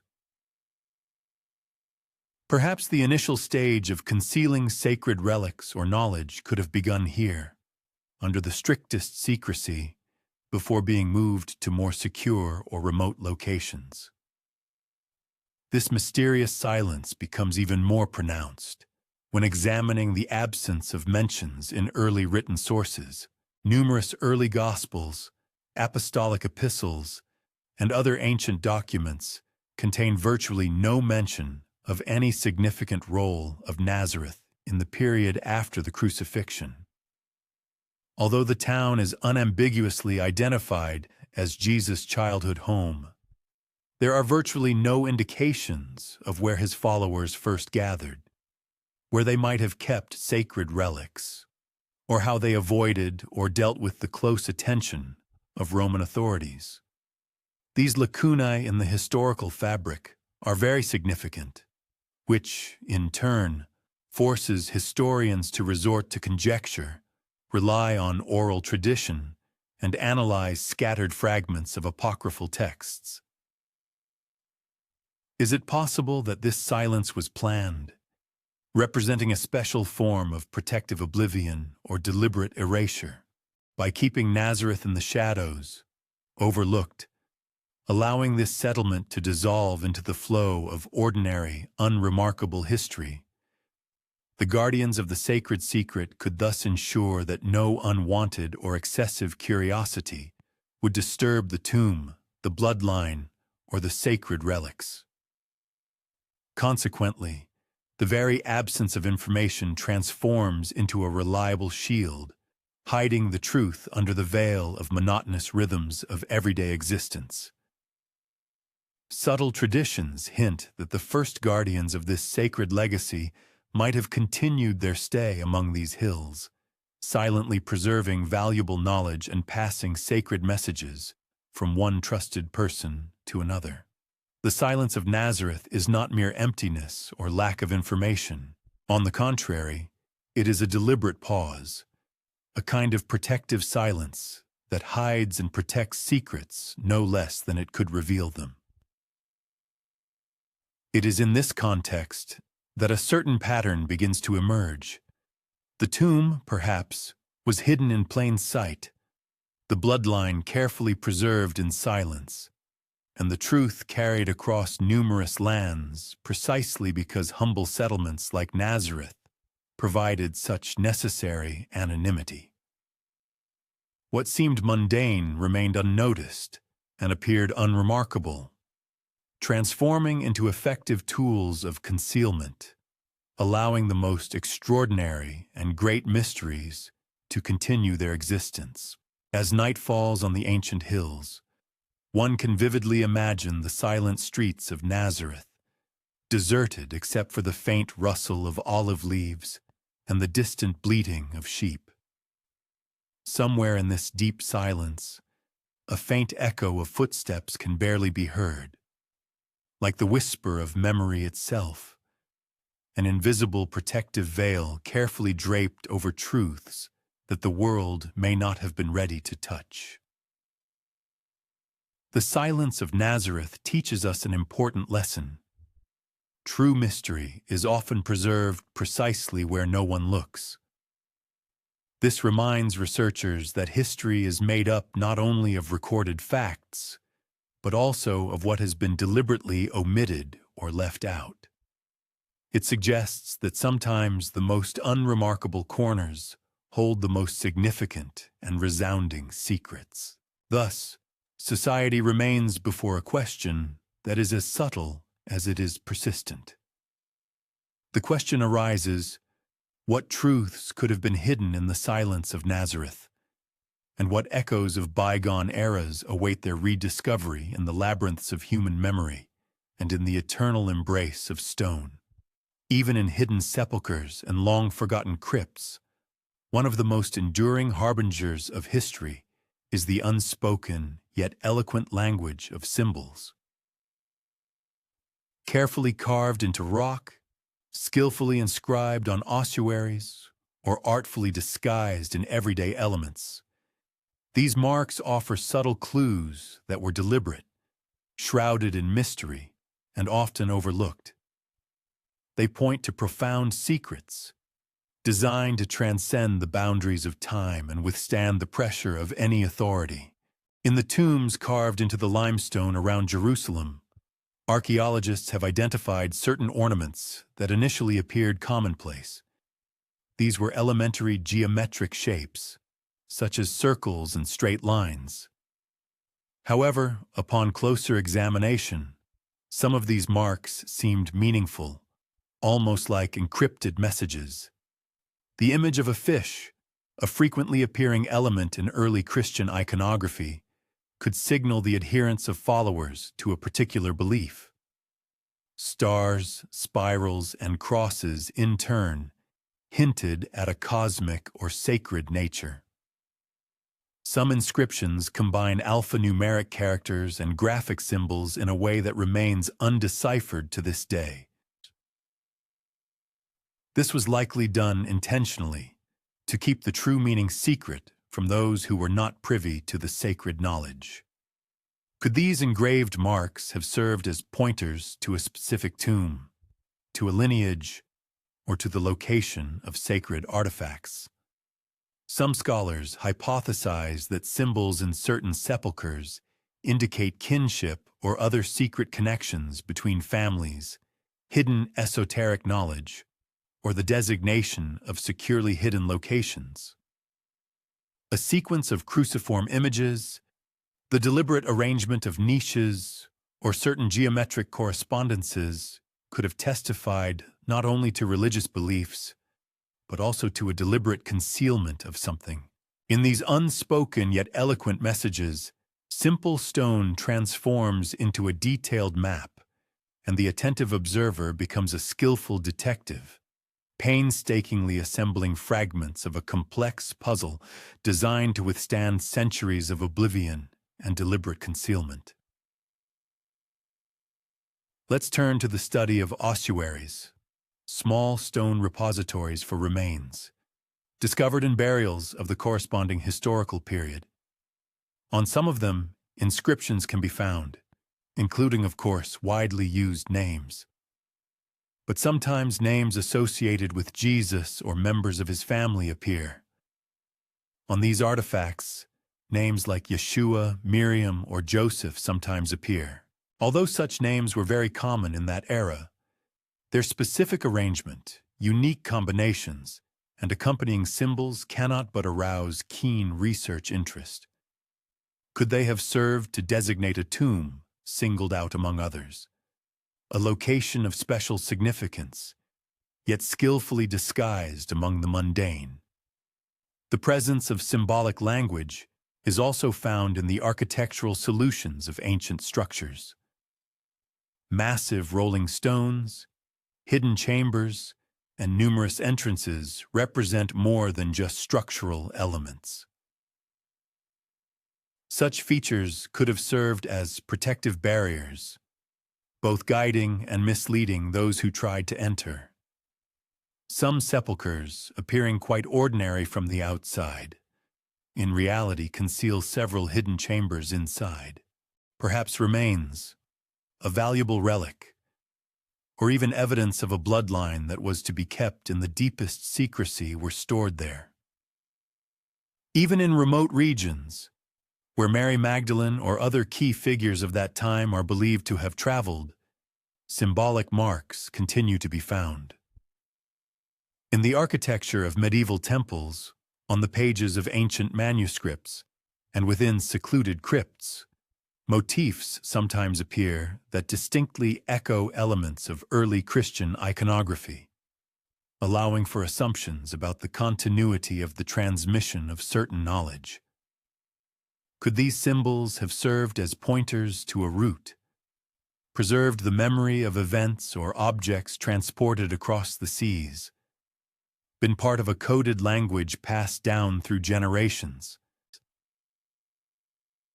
The use of symbols also testifies to the prevailing fears and the need for strict secrecy.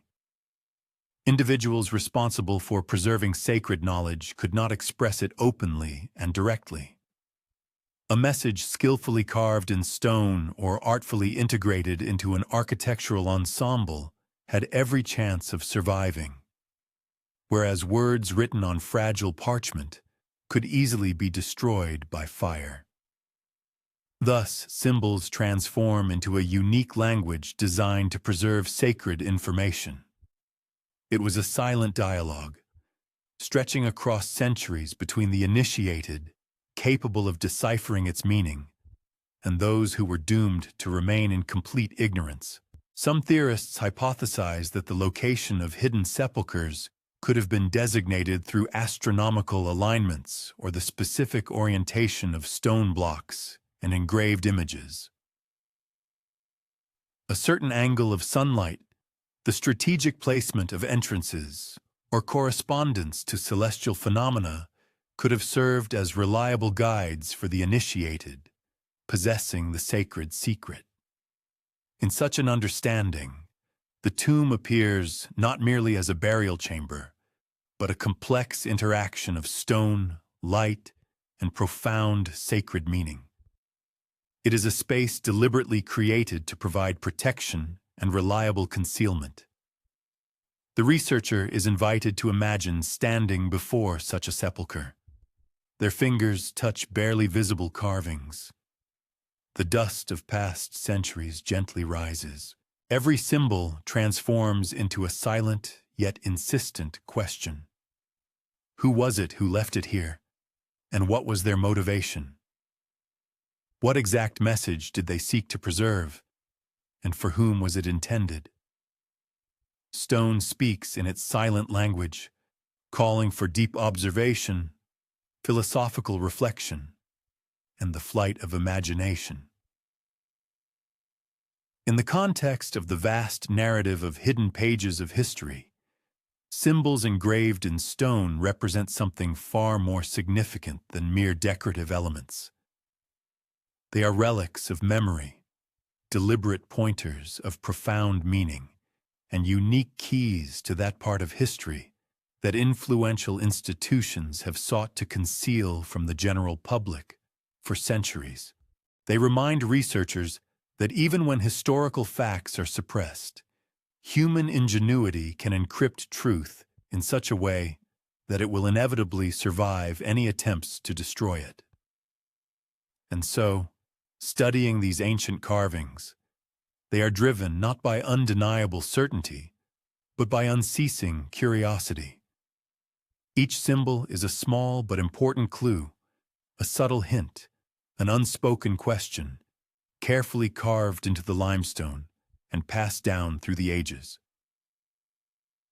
Perhaps it is among these ancient carvings that the path to a hidden sepulchre, to a long-suppressed bloodline, or to sacred knowledge, carefully preserved by those brave enough to convey their message in silence, is concealed. Stone, like history itself, is unyielding. It waits, and in its silent patience, it calls researchers to listen carefully, to penetrate beyond the obvious, and to unravel the mysteries engraved on its ancient surface. Some tombs are reluctant to reveal their centuries-old secrets, as if aware of the weight of bygone eras. Beneath layers of rock, behind walls rebuilt or reinforced over time, lie chambers that have remained untouched, their entrances hidden from prying eyes by natural formations, debris, or the caring hand of those who sought to protect what was concealed within. These secluded spaces are silent guardians, carefully preserving the echoes of long-gone civilizations and stories they could never tell aloud. Archaeological expeditions sometimes discover these chambers. Sometimes it happens quite by accident. Sometimes researchers are guided by subtle signs, a displaced stone, an unusual depression in the ground, or symbols carved in patterns too meaningful to be ignored. The contents of such finds are often quite modest. A few bones, meager pottery fragments, traces of ancient rituals. However, in some cases, the chambers are extraordinary. They can be significantly larger than expected, intricately decorated with carvings, or contain marks suggesting a meaning beyond the mundane. The question arises, could one of these chambers have held Jesus himself, or a sacred relic, or even irrefutable evidence of a hidden bloodline?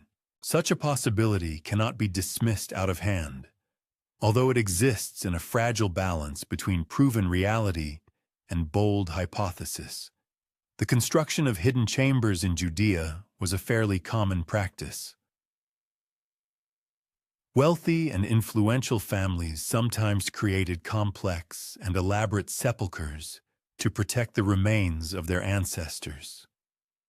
However, the degree of secrecy described in some accounts suggests something far more significant, deliberately concealed from both authorities and ordinary visitors.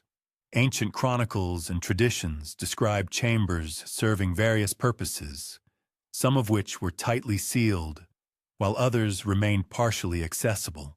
Rolling stones, secondary walls, or underground passages could have served as a reliable cover for the tomb's true purpose.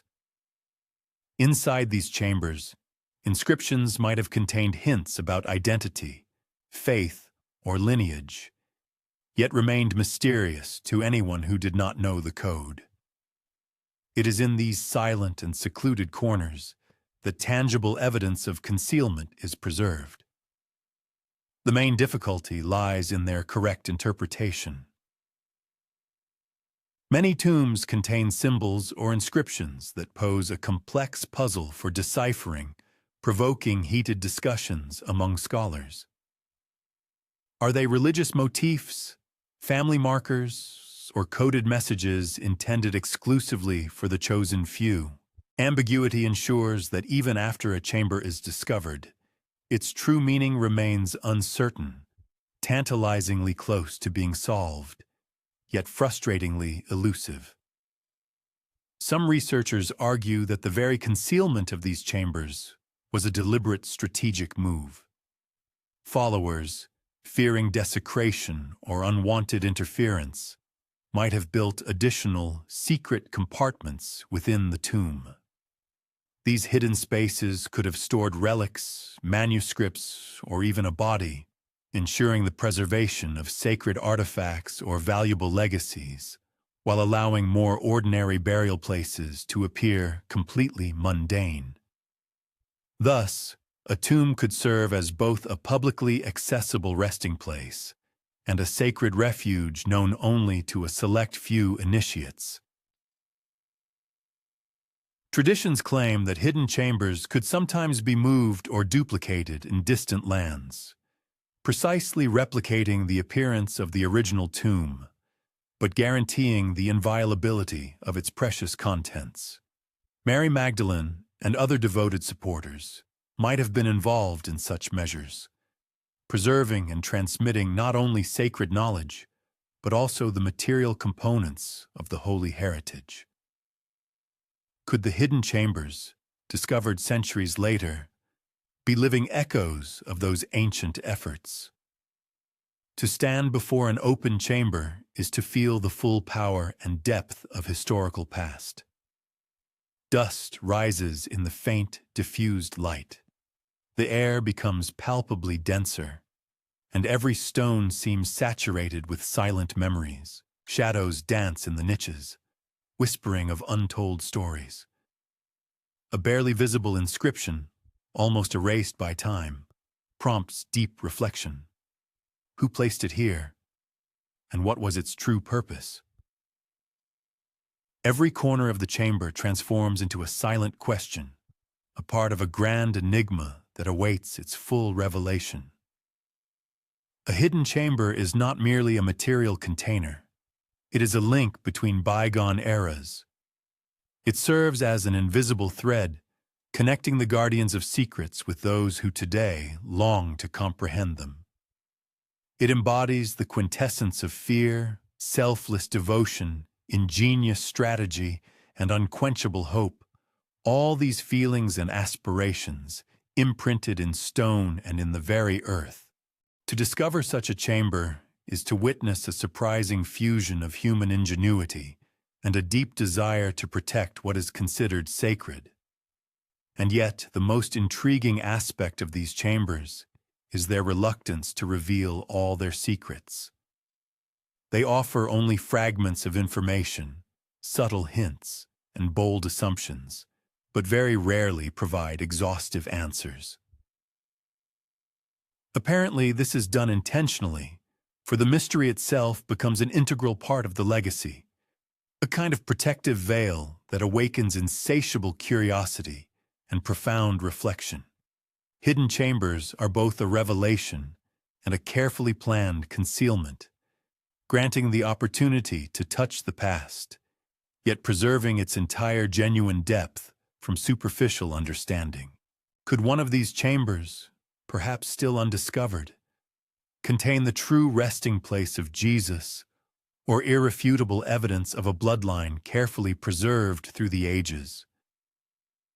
This question remains unanswered, but its persistence does not wane, prompting researchers to continue their investigations, to listen to ancient whispers, and to sensitively tune in to the barely perceptible language of stone, the play of shadows, and eternal silence. Since ancient times, relics have exerted an undeniable allure on both pious believers and knowledge-hungry researchers. They represent nothing less than tangible particles of the sacred material bridges connecting us to extraordinary individuals whose legacy extends beyond earthly existence and even death. However, some of these sacred artifacts, particularly those associated with Jesus Christ or his closest disciples, never found their way into magnificent cathedrals or publicly accessible sanctuaries. Instead, they were entrusted to secret preservation, hidden from the eyes of those who might disregard or distort their true meaning. In the nascent stages of the Christian Church, certain objects were deemed too dangerous, immeasurably valuable, or too capable of revealing profound truths to remain in plain sight. These could have been bone fragments, pieces of clothing, ancient vessels, or splinters of wood. Such artifacts, potentially capable of confirming key episodes, such as the narratives of the crucifixion, burial, or even a genuine bloodline, were passed into the hands of devoted followers who fully understood their enduring significance and the urgent need for strict confidentiality. These devoted guardians protected their treasures in the deepest secrecy, constantly moving them from one refuge to another. Their path led from the dusty lands of Judea across the vast expanses of the Mediterranean, encompassing its remote corners, and finally reaching the European continent, where the secrets continued to be passed down through generations. In numerous apocryphal and legendary writings, Mary Magdalene's key role in these delicate preservation efforts is tirelessly mentioned. Her image is depicted as the guardian of a sacred heritage, carrying not only physical relics, but also important messages or sacred knowledge.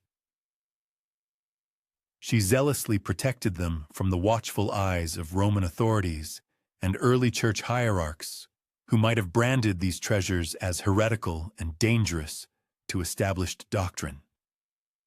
Thus, her journeys, whether genuine historical movements or metaphorical paths of spiritual preservation, transformed into invisible routes along which these precious relics continued their journey, remaining securely hidden from prying eyes for many generations. Even medieval chronicles, albeit fragmented, contain subtle hints of the further preservation of such relics by powerful secret fraternities, among which the legendary Knights Templar held a special place. These knights, renowned for their unique blend of unparalleled military prowess and profound religious piety, according to some historians and modern theorists, may have discovered artifacts inextricably linked to Jesus' earthly life and death, and possibly even the location of his secret tomb. The atmosphere of utmost secrecy surrounding these artifacts was maintained by unbreakable vows, complex codes, and an extremely elaborate method of information placement. Sometimes they were hidden in plain sight, sometimes encrypted in symbols, or securely tucked away in hidden chambers. One relic in particular is steeped in legend, be it a fragment of ancient cloth, a bone, or a sacred vessel. It is believed to contain irrefutable evidence of a bloodline, representing a tangible thread connecting to a part of history that official church doctrine would never acknowledge. Rumors of its existence were passed down in whispers and secretly recorded in ancient manuscripts, traversing the labyrinths of oral traditions for many centuries.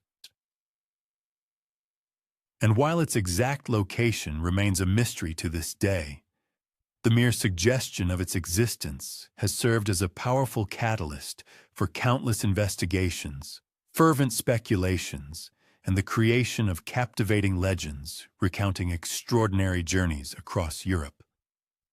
The meticulous and at times heroic preservation of these relics eloquently testifies to a dual, interconnected purpose. It was both safeguarding and protection. To those uninitiated in their secrets, the relics might have appeared merely as pious cult objects. However, to the true guardians, they served as much more. They were invaluable repositories of living memory, weighty evidence of long-past events, and sacred connections that were deliberately concealed. At times, they offered silent yet convincing testimony to truths long lost to official history. These seemingly ordinary objects, stone, wood, or bone, in the hands of their guardians, transformed into powerful conveyors of ancient narratives, patiently awaiting discovery by those capable of discerning their subtle, almost mystical language. It is hypothesized that the relics were hidden not by chance, but with strategic calculation, so that their location coincided with the placement of secret tombs, hidden chambers, or other places of exceptional historical significance. Thus, even the smallest fragment of a shroud, an ancient vessel adorned with mysterious symbols, or an artfully coded inscription could serve as an unambiguous indication of immediate proximity to a carefully hidden tomb, a connection to a sacred bloodline, or a repository of invaluable sacred knowledge.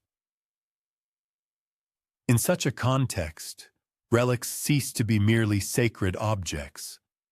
They acquire the function of pointers, like invisible compasses, guiding the attentive and discerning researcher to those truths that were deliberately hidden from prying eyes.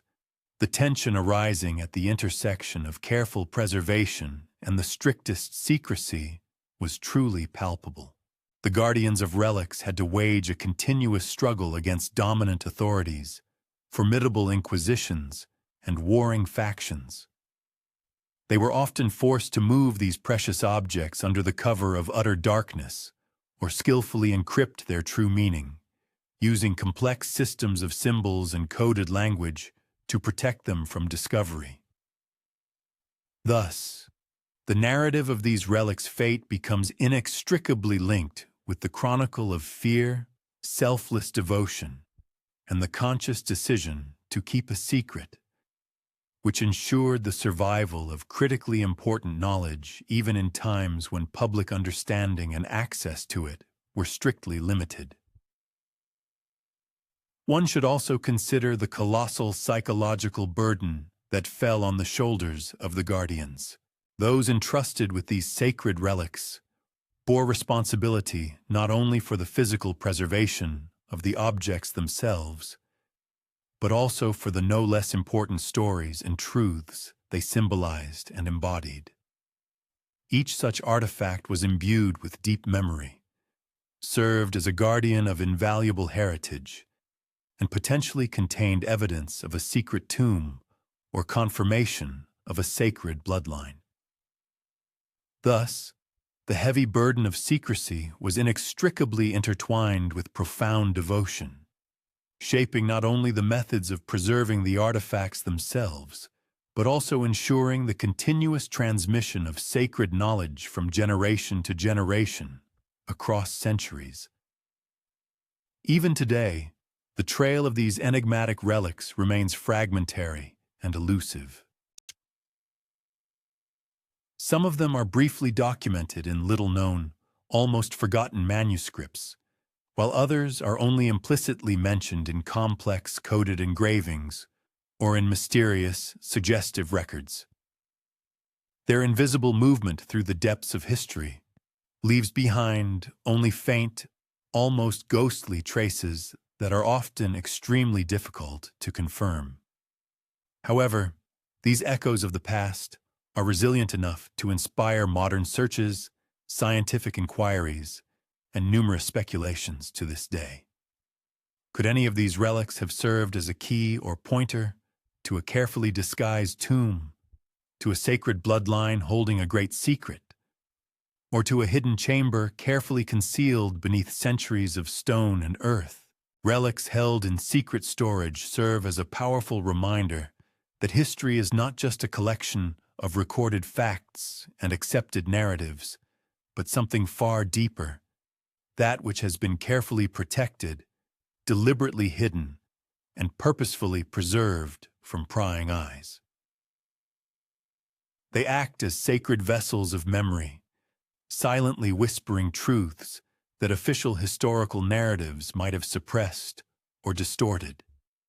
And it is in these silent yet eloquent testimonies that the mysteries of carefully hidden tombs, suppressed and forgotten bloodlines, and guarded legacies continue to be preserved, patiently awaiting those who, with genuine curiosity and unwavering patience, will be able to follow their subtle, almost intuitive guidance. As we delve into contemplating the painstaking and often dangerous preservation of these relics, we begin to grasp that the hidden tomb is not just a final resting place, It is an integral part of a much larger and more complex network of secrets that have been carried, vigilantly guarded, and preserved for centuries through unparalleled devotion, thoughtful strategy, and an unwavering readiness to protect what the world was not yet ready for.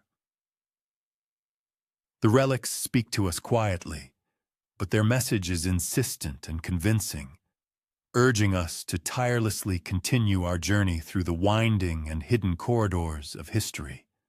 Among the many keepers of sacred knowledge and holy relics, few have managed to evoke such boundless curiosity and mystical aura as the Knights Templar. This military religious order, founded in the early 12th century, entered legend not only for its masterful command of martial arts, but also, and most intriguingly, for its hypothetical involvement in sacred mysteries rooted in deep antiquity, long before the order itself came into being. It is believed that the Templars were entrusted with guarding relics directly related to Jesus Christ, Mary Magdalene, and information about secret burials whose potential discovery could radically alter and shake the foundations of accepted historical dogmas.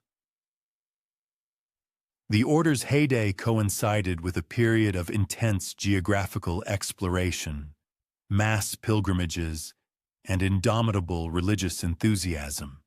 Their impressive material wealth, colossal political influence, and extensive network of fortifications spread across Europe served as both reliable tools for achieving their goals and a perfect cover for preserving the most extraordinary relics and invaluable artifacts. Traditions whisper that among these unimaginable treasures were objects of immeasurable spiritual and historical value. These include fragments of the true cross of the Lord, surviving pieces of sacred burial shrouds, and even certain documents or artifacts containing encrypted clues to a hidden or persecuted bloodline whose existence could overturn established perceptions. One of the most intriguing hypotheses claims that the Knights Templar discovered irrefutable evidence pointing to the existence of a secret resting place or even an entire network of hidden tombs. Notably, the order's main headquarters in Jerusalem and Acre were in close proximity to the sacred sites of ancient Judea, while their later European strongholds could potentially have served as reliable repositories for the particularly valuable objects they so carefully guarded. Is it possible that the Templars indeed discovered tombs unknown to the official church, or even Rome itself, realized their true significance, and took decisive steps to protect them from destruction or sacrilegious desecration? Some evidence suggests that the Templars were not merely zealous defenders, but also tireless researchers, actively seeking these mysteries. They strove to comprehend sacred knowledge with the same strict order and self-sacrifice with which they conducted themselves on the battlefield, actively seeking ancient relics, sacred texts, and mysterious symbols that could shed new, unexpected light on the life and death of Jesus beyond the accepted church doctrine. Their secrecy, often misinterpreted or maliciously maligned by contemporaries, was a fundamental element of their grand mission, allowing them to guard what greedy or fanatical forces would surely seek to seize or irrevocably destroy. The secluded village of Rennes-le-Château, located in southern France, has long been associated with enigmatic legends of the Templars and their hidden riches, adding another chapter to their mystical history. Ancient manuscripts, mysterious maps, and unique architectural symbols found in these places suggest that the Templars may have left behind encrypted keys, skillfully hidden in stone and on parchment, which may indicate the exact location of sacred artifacts or repositories of sacred knowledge.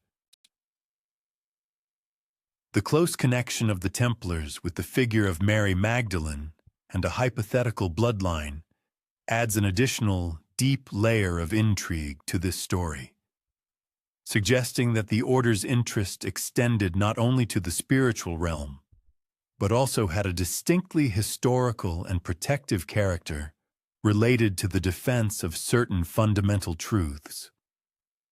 The brutal suppression of the Templar order in the early 14th century lends an especially ominous and profound resonance to all these theories.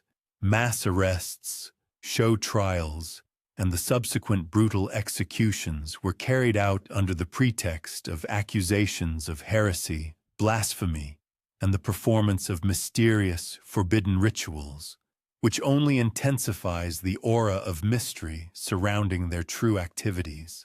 Could the true essence of their heresy have been rooted in their knowledge of hidden tombs or forbidden bloodlines? Or were these accusations merely a convenient pretext for a cynical seizure of their colossal power and untold wealth? Or perhaps humanity was simply not ready for the astonishing secrets they so zealously guarded, and preferred to remain in ignorance. Remarkably, even after the official dissolution of the powerful order, the persistent whisper of Templar treasures, sacred relics, and deeply encoded knowledge continued to linger in the air, passed down by word of mouth through generations. Discovered hidden archives, mysterious manuscripts, and even the enduring veneration of Mary Magdalene in some regions of Europe suggest that the true essence of the Templars' mission was not lost, but carefully preserved, passed down through the centuries by those who deeply understood the true meaning of secrecy and the invaluable nature of this unique heritage. The Templar legacy prompts researchers to consider the existence of a broader, complex network for preserving sacred knowledge and artifacts, stretching across centuries and encompassing various cultures and eras. These tombs, relics, bloodlines, and symbols were not isolated elements, but on the contrary, formed part of a carefully planned strategy to preserve knowledge from those who might use it for harm or distort it. The order's fortresses, monasteries, and numerous secret repositories functioned as key nodes in a vast, hidden network, zealously guarding those truths that official historiography preferred to ignore or actively suppressed, seeking to maintain control over the narrative. Does one of these hidden repositories still exist, carefully holding the keys to solving the mystery of the secret tomb or confirming a forbidden bloodline, awaiting its hour? Perhaps, like the sacred relics they guarded, the evidence of these mysteries has survived in the form of scattered fragments, cleverly encoded symbols, unusual architectural alignments, or enigmatic records, patiently awaiting the perceptive and attentive researcher who will be able to follow their trail and uncover the centuries-old mysteries. The Templar legacy serves as a vivid reminder that secrecy can act as both a shield and a bridge, allowing sacred knowledge to survive turbulent political upheavals, brutal religious suppressions, and the relentless erosion of time, preserving it for future generations. It is thanks to their unprecedented vigilance and self-sacrifice that invaluable relics and sacred stories were preserved, maintaining an unbreakable thread of continuity that stretches from the sacred hills of Judea to the secluded villages and majestic cathedrals of Europe, linking together millennia of history. By tracing their mysterious footsteps, researchers begin to realize that the hidden tomb represents not just a single location, but is merely a fragment of a much larger and more complex picture of preservation, carefully developed over centuries. The Templars' unwavering commitment to the principles of secrecy and protection convincingly testifies that everything preserved, be it material relics, enigmatic symbols, or merely whispered legends, represents only a thin surface of a much deeper, layered mystery, awaiting those few who dare to look beyond the obvious and delve into the deep shadows of history to reveal its true content.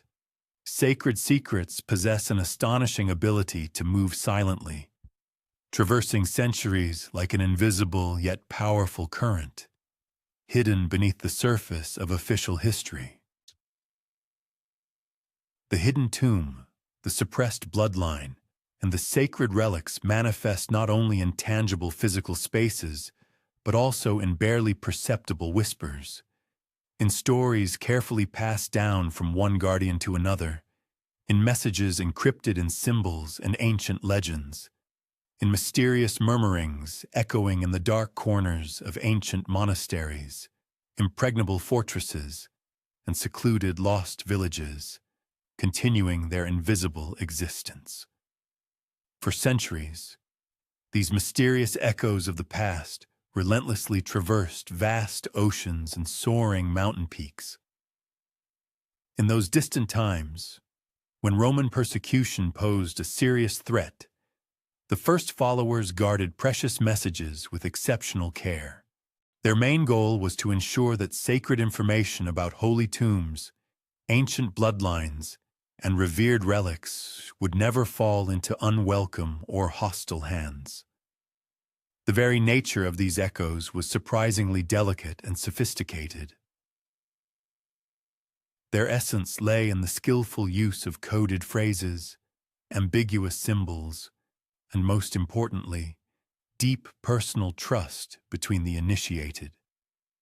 Any careless action or misstep could lead to the irreparable revelation of too many secrets, while only the strictest circumspection ensured the preservation of these secrets, keeping them out of reach of omnipotent inquisitors and powerful emperors. With the advent of medieval Europe, these elusive echoes found new, no less devoted guardians.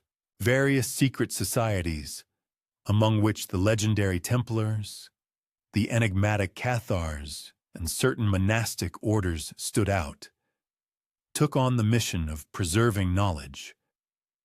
This information was deliberately excluded from generally accepted, official historical narratives, which made it even more valuable and vulnerable.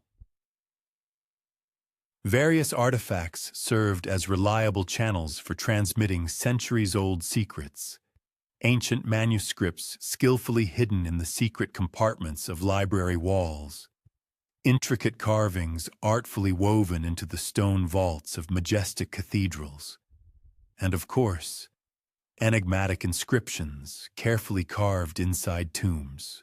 Each such echo, like an invisible thread, relentlessly strengthened the continuity of narratives about events whose open disclosure would have been fraught with unimaginable danger.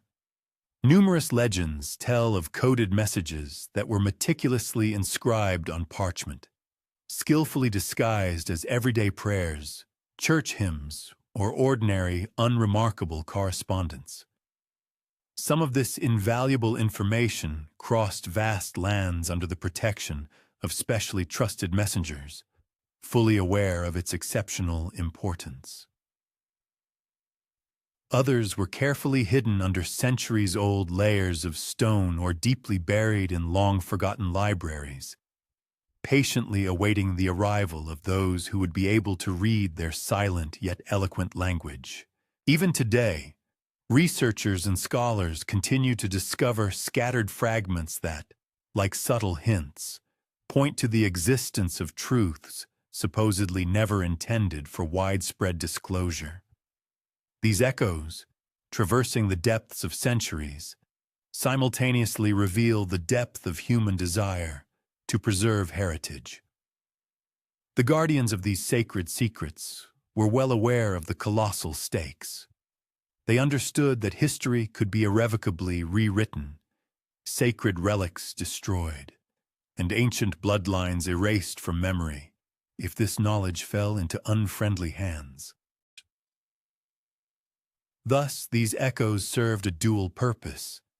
They were both a reliable defense and a means of transmission, allowing the most valuable heritage to be preserved without subjecting it to risky public scrutiny or potential destruction. One need only imagine how these mysterious echoes might have intersected with the existence of a hidden tomb.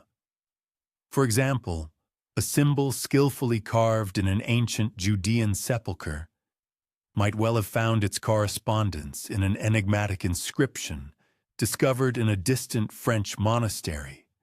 Similarly, an encoded manuscript could contain direct or indirect indications of a secret bloodline that, perhaps, was reliably protected by Mary Magdalene herself or by a vigilant guardian from among the Templars. Thus, over many centuries, and across the spaces of entire continents, these disparate fragments tirelessly weave the finest yet strong network of memory and protection, patiently awaiting the interpretation of their meaning by those who are able to listen carefully to their silent message. It is noteworthy that even large-scale political upheavals and brutal religious suppressions proved unable to completely silence these persistent echoes of the past. On the contrary, such historical events as the Crusades, severe inquisitions, and even the complete dissolution of powerful orders like the Templars only contributed to the further dispersal of guardians. This, in turn, led to the spread of fragments of sacred knowledge to new, previously inaccessible territories. Each such movement invariably generated a domino effect. Relics changed their location, tombs were carefully hidden, and oral traditions were passed down only in whispers, from one initiate to another. All these measures ensured the survival of secrets that otherwise might have been irrevocably lost under the pressure of relentless time. At their core, these echoes seem fragile and elusive, yet their persistence is truly astonishing. They travel through the yellowed fields of ancient manuscripts, are preserved in carefully transmitted oral traditions, and are even imprinted in the exquisite patterns of stone and majestic architecture. These are not grand pronouncements that attract widespread attention, but rather subtle, barely perceptible hints that can lead the attentive observer to long-hidden truths. And following this subtle trail of echoes, one begins to sense an astonishing continuity, an unbreakable chain of guardians that stretches from the ancient hills of Judea to the farthest corners of Europe. The very nature of these whispers inevitably raises the deepest questions. How incomplete is the history we have come to accept as commonplace? What truths have been deliberately suppressed or irrevocably consigned to oblivion? And if a tomb remains hidden from the world's eyes, what role did these invisible echoes play in its centuries-old preservation? By tracing these subtle, barely perceptible currents through the depths of centuries, humanity reminds itself that history is recorded not only in official texts and monumental landmarks, but also carefully passed down in an atmosphere of silence, the strictest circumspection, and selfless devotion. These echoes themselves serve as irrefutable proof. They unambiguously signal the existence of secrets that were too delicate, too powerful, or too dangerous for open disclosure. Thus, the hidden tomb is preserved not merely as a physical space, but as an unbreakable link, uniting memory, profound secrecy, and unwavering devotion. Its existence is maintained only by the elusive echoes that pass through the depths of time, the very whispers that manage to survive, despite the fall of empires, the brutality of inquisitions, and centuries of relentless suppression. Following their traces, one discovers a world in which knowledge is preserved not through public display, but through deep trust, careful attention, and the subtle art of keeping secrets, passed down from generation to generation. Even when precious relics were securely hidden, tombs skillfully disguised, and ancient manuscripts carefully encoded, certain physical traces were sometimes left behind. These marks could have been intended both to guide true seekers to the hidden tomb and to deliberately mislead the unwelcome. Maps, manuscripts, and even architectural plans could contain keys to the mystery. But not all of them were straightforward and obvious. Some of these clues were nothing more than deliberate decoys, designed to protect the sacred from the encroachments of those who might seek to exploit it for their own selfish interests. Others proved fragmented, heavily damaged by relentless time, or encoded so subtly and ingeniously that only the most perceptive and observant minds could follow their invisible threads. In the medieval period, maps ceased to be solely navigational tools. They transformed into powerful means of preserving secrecy. A skillful cartographer could depict a familiar hill, a picturesque valley, or a winding river on them, while simultaneously applying the subtlest symbols that indicated a hidden place. For the casual observer, these clues would appear completely harmless and devoid of hidden meaning. Thus, a monastery might be marked with an unusual flourish, a chapel with a symbol of Mary Magdalene, and a small hill with an ambiguous label. For those who possessed the sacred language of these signs, every line and every mark on the map could serve as a precise indication of secret paths, burial sites, or hidden chambers. But for all outsiders uninitiated in these mysteries, the map remained merely an ordinary depiction of the terrain. Traditions have always told of untold riches and long-forgotten sepulchres whose locations were marked on ancient parchments, subsequently either irrevocably lost or carefully hidden from prying eyes.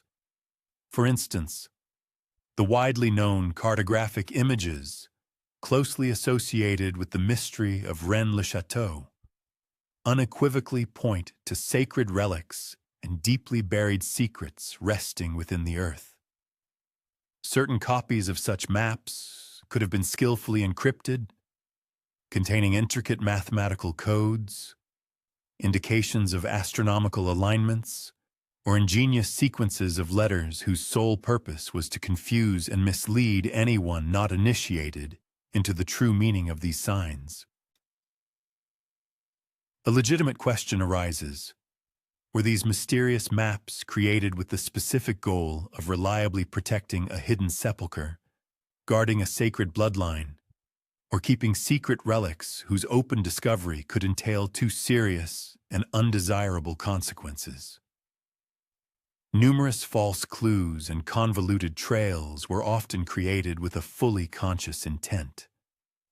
Those who took on the burden of preserving sacred relics and hidden tombs were well aware of how destructive human curiosity, insatiable greed, and political intrigue could be, capable of irrevocably destroying the sacred secrets they so selflessly guarded. By developing deceptive routes or deliberately scattering key hints over vast distances, these guardians ensured that only a select few, endowed with profound knowledge, remarkable patience, and keen insight, could ultimately discover the genuine truth. Imagine that a map might point to a seemingly ordinary hill, yet only a very specific rock formation or an artfully executed stone carving would serve as the true indicator of the correct path to a carefully disguised, hidden chamber. It is noteworthy that even the most unpretentious and seemingly ordinary elements of the surrounding landscape or images could carry a deep symbolic meaning. Thus, winding riverbeds, ancient roads, or majestic mountain ranges could serve not merely as geographical markers, but also indicate sacred territories, denote alignments with important celestial events, or even lay out routes once followed by Mary Magdalene and her faithful followers.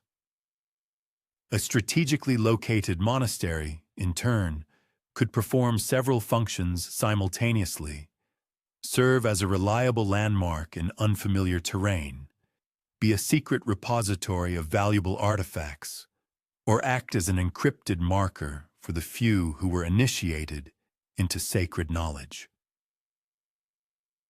Through careful study of historical and geographical data across Europe, distinct patterns can be found, convincingly testifying that sacred relics and profound knowledge were deliberately and meticulously dispersed. This was done with a dual purpose: to prevent their possible destruction and to ensure maximum secrecy of their location. However, these maps themselves, being keys to mysteries, simultaneously contained significant danger. One wrong interpretation of a symbol, an accidental following of a false path, or a premature revelation of sacred knowledge could immediately provoke the wrath of powerful authorities, the close attention of inquisitors, or deadly enmity from long-standing rivals.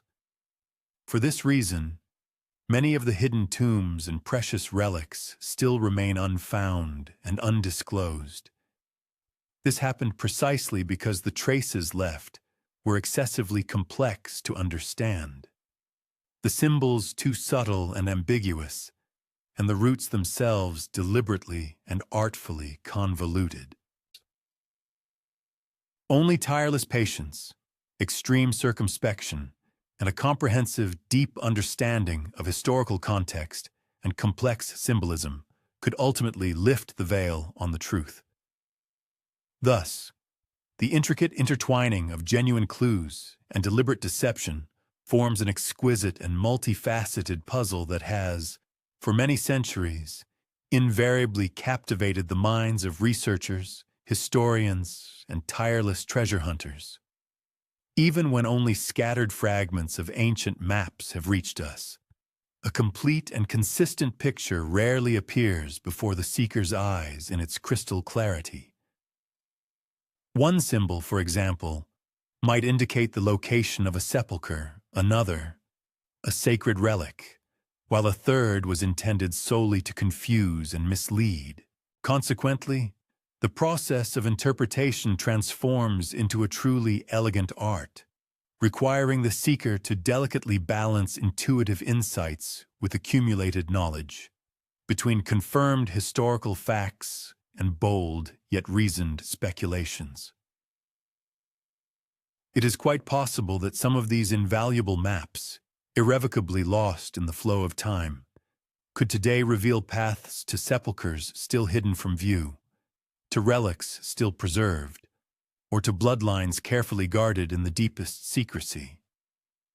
Other maps, perhaps, were no more than clever decoys, designed to test the true devotion of the seeker, to assess the depth of their intellect, or to check their moral discernment, weeding out the unworthy.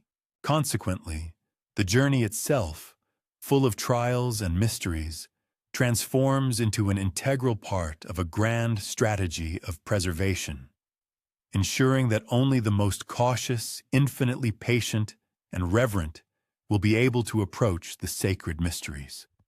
These maps and deliberately convoluted trails serve as a constant reminder that human history is often a multi-layered narrative, intentionally complicated and designed to survive through centuries thanks to a skillful combination of cunning, the deepest secrecy, and unwavering devotion. They stand as irrefutable evidence of human ingenuity, serve as an invisible bridge connecting the departed past with the present, and remain a silent guide for those who possess the courage and insight to look beyond the obvious. Thus, a hidden tomb is never merely a simple destination on a map. It is but a fragment of a vast, complex network of signs, ambiguous symbols, and intricate paths that stretch across centuries, traverse different lands, and penetrate the deepest recesses of human minds. To successfully follow these mysterious traces requires exceptional patience, extreme attention, and a deep understanding that not every path leads where it seemingly points. Some are designed for reliable protection, others for skillful deception, and still others to reveal themselves only to those who are truly worthy of this knowledge. Southern France, with its picturesque rolling hills, secluded valleys, and isolated villages, has long served as an unspoken repository for a multitude of whispering legends and half-forgotten secrets. Among the most intriguing are narratives closely associated with the name of Mary Magdalene, sacred relics, and the possibility of a mysterious hidden tomb. This is a region where history, ancient myths, and the deepest secrecy intertwine in such an astonishing way that they continue to relentlessly intrigue historians, tireless treasure hunters, and all who seek the extraordinary. Perhaps the most famous of these legendary places is Rennes-le-Château, a tiny yet enigmatic village, majestically situated on a hilltop. It was here, at the turn of the 19th and 20th centuries, that a parish priest named Béranger Saunière, according to numerous accounts, made a series of astonishing discoveries, unearthing ancient documents and mysterious relics. These finds, it is claimed, unequivocally hinted at the existence of either a hidden treasure or some deeply buried secret history. However, the precise details of these sensational discoveries remain shrouded in uncertainty and are the subject of fierce debate among researchers to this day. Nevertheless, the far-reaching consequences of these discoveries have relentlessly fueled the boldest speculations and theories for over a century. Is it possible that these mysterious discoveries pointed to a hidden tomb, to a sacred bloodline, or to sacred knowledge that was deliberately guarded and concealed for many generations? It is important to note that the legends prevalent in the southern regions of France by no means exist in isolation. Numerous local oral traditions, little-known ancient manuscripts, and enigmatic symbolic stone carvings suggest that this fertile region could have served as a reliable refuge for precious relics and sacred knowledge, transported here from distant Judea and even beyond its borders. In these narratives, Mary Magdalene often occupies a central place, appearing before us as a tireless traveler, a vigilant guardian, and a wise bearer of sacred secrets. The hypothetical appearance of this figure in picturesque Provence, her meticulous diligence in preserving sacred relics, and the geographical points marked by her movements, merge to create a multi-layered veil of mystery. All this insistently indicates that this remote region may have served as a pre-planned and reliable haven for valuables that the official church sought to eradicate or consign to oblivion. A number of authoritative historians lean towards the opinion that the unique geographical features of this region played a truly decisive role in the unfolding events. Numerous hidden valleys, rugged and inaccessible hills, and scattered, isolated settlements formed a natural, almost impregnable barrier. Such terrain significantly complicated the already painstaking search process for representatives of authority or ubiquitous inquisitors, making their efforts virtually futile. Furthermore, the strategic location of monastic abbeys, secluded chapels, and powerful fortresses could have functioned as unique landmarks, reliable repositories, or impregnable refuges for precious relics and vital documents.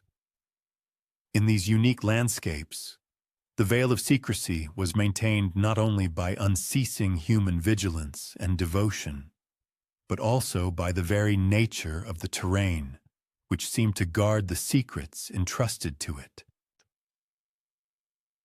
Enigmatic symbols, skillfully carved into the walls of ancient churches, in the depths of old tombs, and on the surface of monumental landmarks scattered throughout southern France, lend these legends another, entirely new dimension, deepening their mysterious character.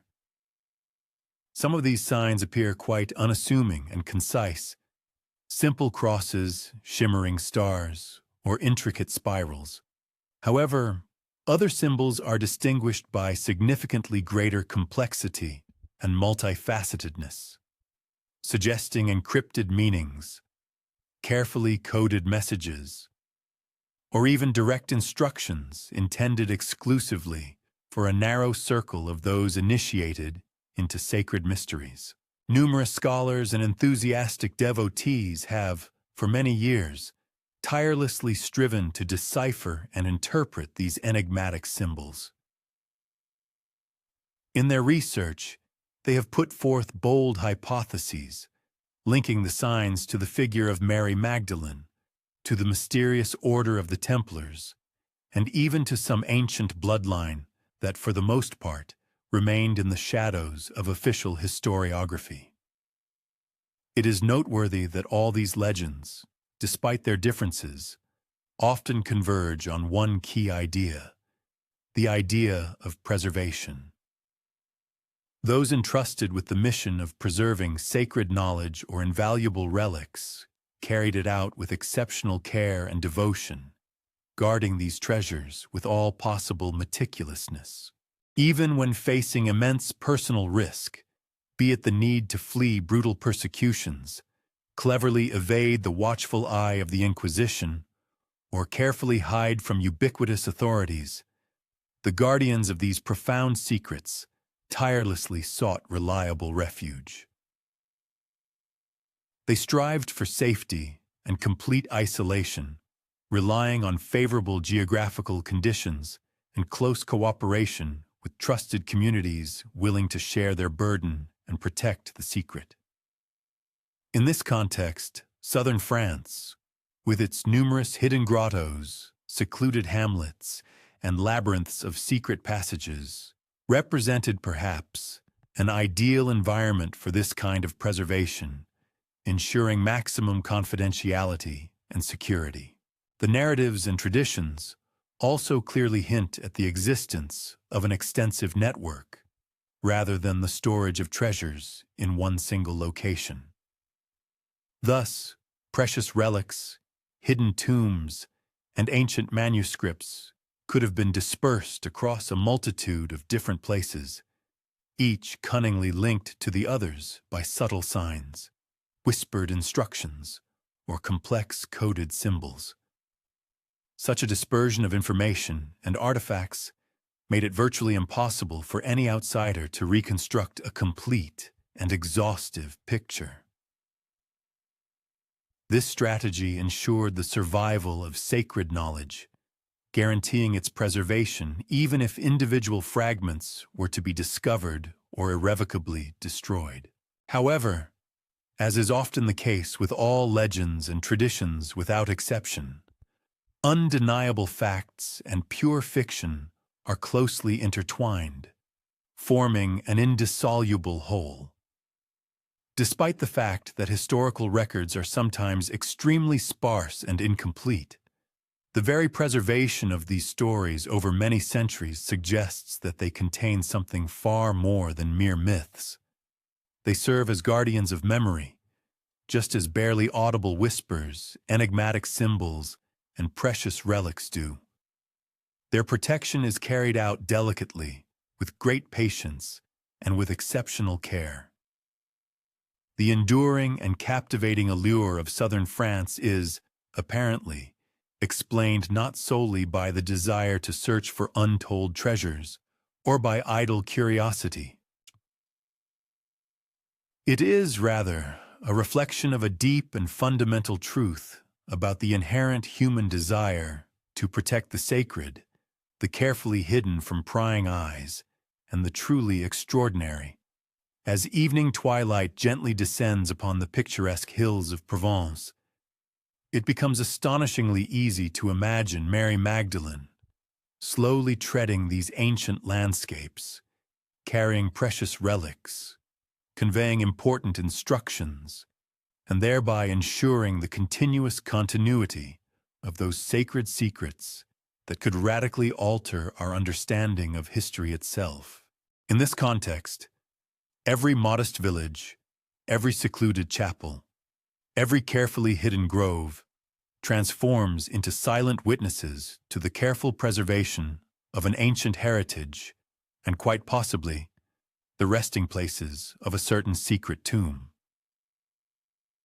By tracing the threads of these fascinating legends, one begins to discern the outlines of a vast map, woven from secrecy, profound devotion, and exceptional caution, which stretches across centuries, from the depths of the ancient world, through the turbulent Middle Ages, and right up to the modern human imagination. Thus, southern France still retains its status as a place where history and deep mystery converge inextricably, where the faint whisper of antiquity has been carefully preserved for centuries, and where, quite possibly, a hidden tomb still rests to this day, patiently awaiting those who will prove perceptive and brave enough to follow the carefully left, but not always obvious traces.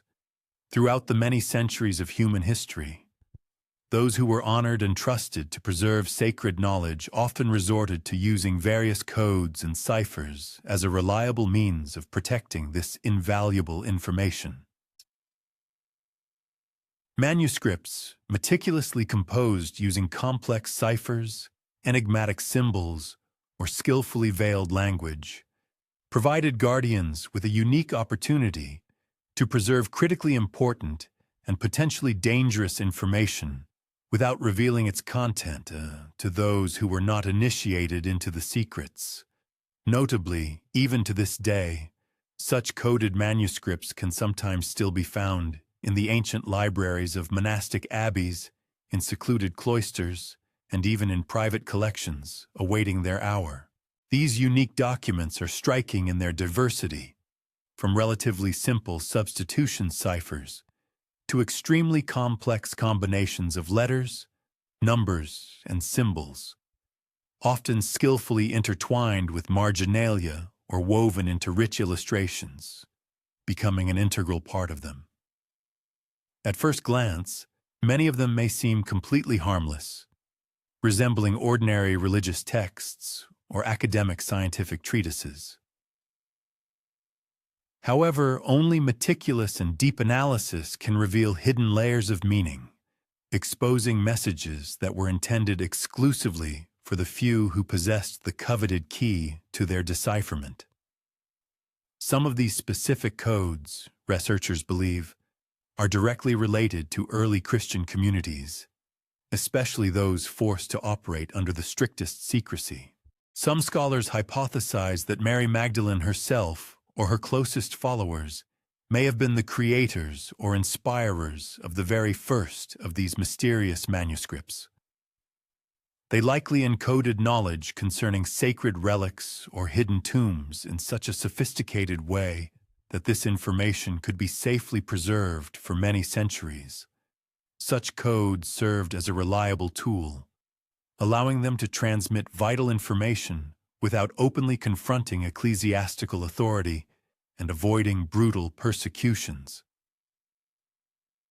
Subsequently, secret societies and powerful orders, such as the legendary Knights Templar, may well have inherited or creatively adapted these unique and enigmatic manuscripts for their own needs.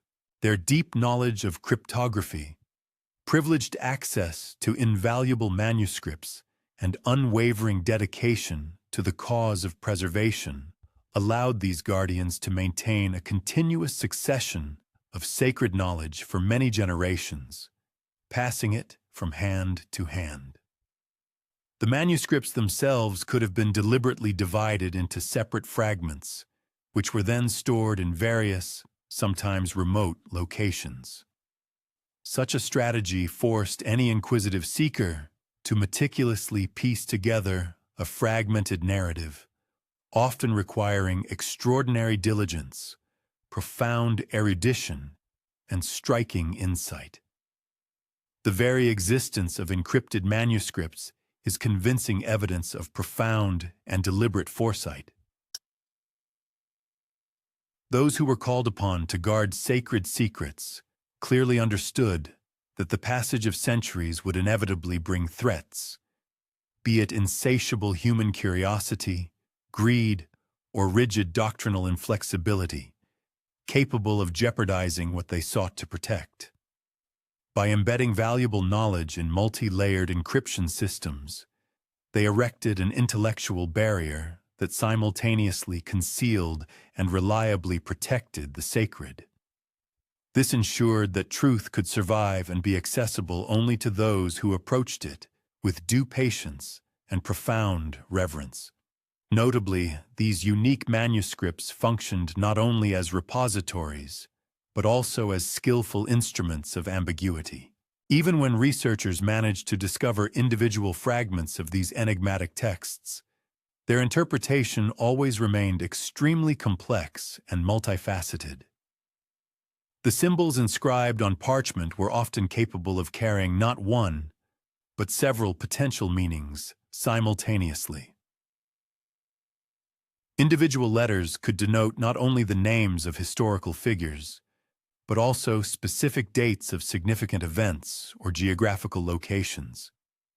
At the same time, the artistic illustrations adorning the pages could serve as mnemonic devices, helping to remember important information or act as subtle yet extremely significant markers of the true meaning. It is quite possible that some of these ancient manuscripts contain precise and detailed instructions for discovering carefully hidden tombs, invaluable relics, or information about a sacred bloodline. Nevertheless, however valuable this information may be, it remains inaccessible and sealed without possessing the corresponding key to its decipherment. Across the vast expanses of Europe, especially in those lands historically linked to the activities of the powerful Templar order or imbued with legends of Mary Magdalene, encrypted manuscripts have, for many generations, served as an inexhaustible source of inspiration. They captivated scholarly researchers, inquisitive historians, and even adventurous treasure hunters. From the picturesque landscapes of southern France to the dusty repositories of Roman libraries, these mysterious texts act as silent witnesses to ancient secrets, offering only intriguing hints, but never providing definitive confirmations. The very principle of coded language ensures that only those with exceptional sensitivity to the subtlest patterns and hidden connections will be able to grasp the genuine, larger story embedded in these ancient folios. The use of coded manuscripts eloquently testifies to a deep philosophical stance that prioritizes the preservation of knowledge over its immediate revelation. The true goal of their creators was not to achieve instantaneous understanding by the general public, but to ensure the incredible longevity and survival of this information across centuries. Each such manuscript represents a kind of symbolic bridge, spanning the boundless expanses of ages, carefully carrying fragile fragments of ancient memory, subtle hints of long-forgotten sacred places, and undeniable traces of important bloodlines. Their astonishing survival to this day is vivid confirmation of the painstaking and selfless care of those who valued secrecy no less than their deep devotion to the truth being preserved. It is precisely in this way that these manuscripts continue their existence, silently whispering to descendants in their enigmatic language. These texts serve not only as enigmatic artifacts, but also as unique invitations to deep curiosity, serious intellectual challenges, and of course, vigilant guardians of invaluable memory. Some of them still remain carefully hidden in meticulously guarded private collections, inaccessible to most eyes.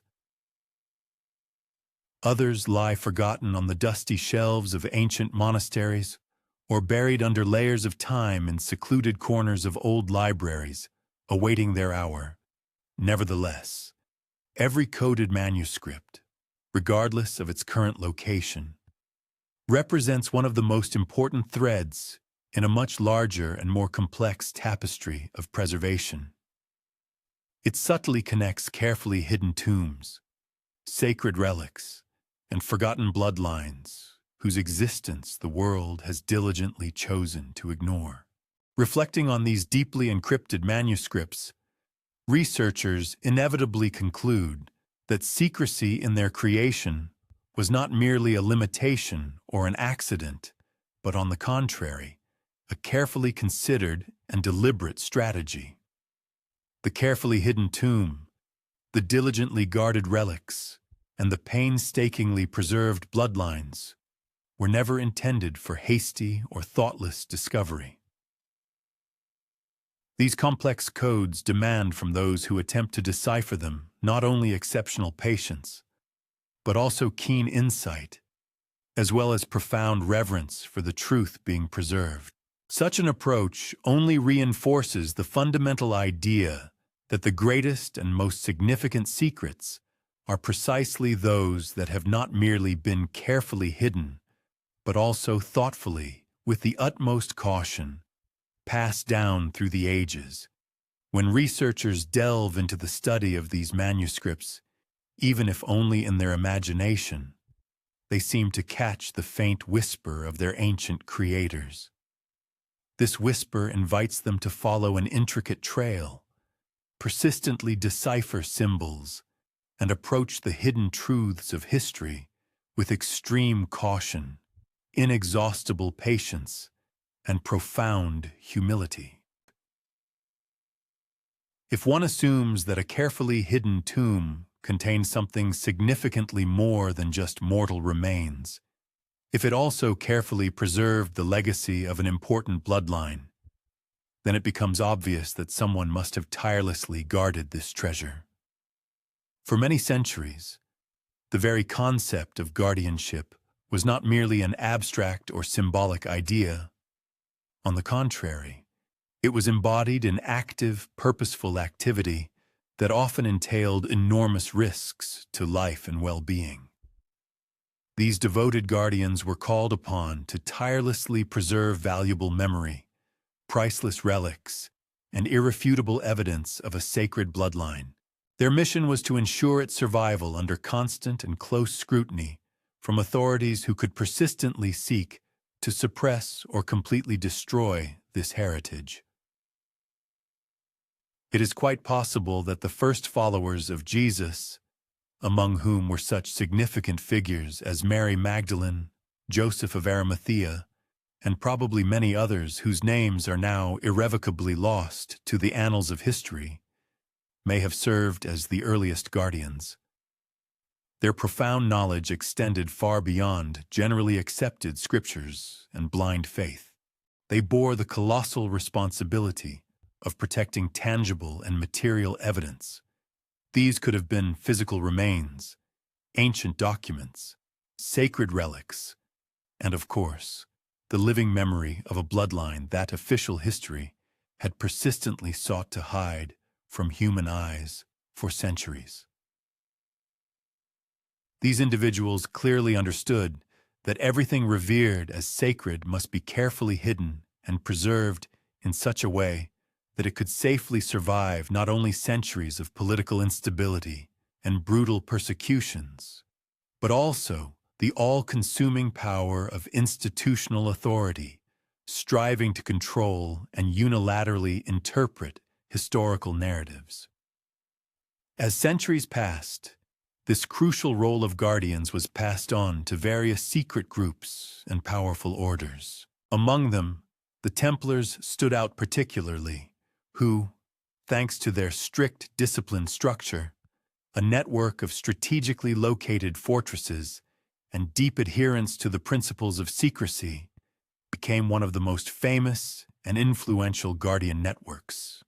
However, the circle of guardians was not limited exclusively to military orders. Many families, numerous religious communities, and even individual, dedicated persons actively acted as protectors of hidden knowledge, passing it down from generation to generation, both through oral traditions and through carefully coded manuscripts and symbolic signs. The role of guardianship was never passive or static. On the contrary, it demanded constant vigilance, keen intellect, and extraordinary ingenuity from its adherents. Those entrusted with preserving a sacred bloodline had to possess an astonishing ability to foresee the numerous threats that could emanate from the Inquisition, the Crusades, as well as from possible theft or betrayal. They masterfully learned to hide invaluable relics in carefully disguised secret chambers, virtuously encode manuscripts, and skillfully mask important places, using geographical features or ingenious architectural solutions for this purpose.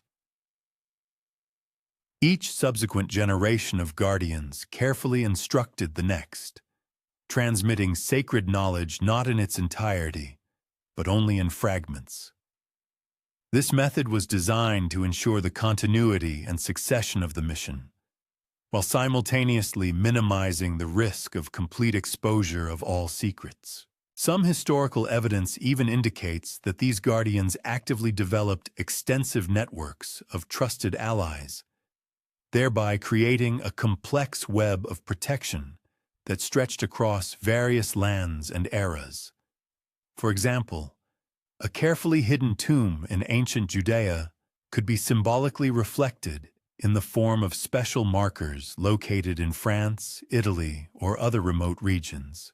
Each such marker served not only as an additional layer of protection, but also as a constant reminder of the existence and importance of the sacred heritage. Ancient relics may have been moved with utmost caution, manuscripts rewritten under the strictest secrecy, and oral traditions carefully preserved. All these actions were taken with a single purpose: to ensure the survival of a valuable bloodline and all the priceless heritage inextricably linked with it. The burden of guardianship, placed on the shoulders of the chosen, carried not only practical, but also deep moral responsibility. To protect a bloodline meant much more than simply preserving historical facts for posterity. It was a true feat of devotion, a sincere commitment to ideals that transcended any personal interests or ambitions, becoming part of something significantly larger and more meaningful than individual existence. The people who were entrusted with such great confidence perfectly understood the full measure of responsibility resting upon them. They clearly realized that even the slightest oversight or misstep could irrevocably destroy the fruits of centuries of careful and painstaking preservation efforts. If their successful and unwavering fulfillment of duties guaranteed the continued existence of sacred memory, then folk traditions and legends testify that some of these guardians preferred to spend their entire lives without ever revealing the sacred knowledge they possessed.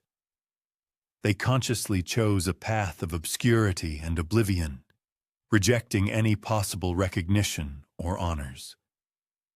Perhaps their names will never be immortalized in official chronicles or state documents, and their significant deeds will be irrevocably erased from the memory of generations under the relentless pressure of time.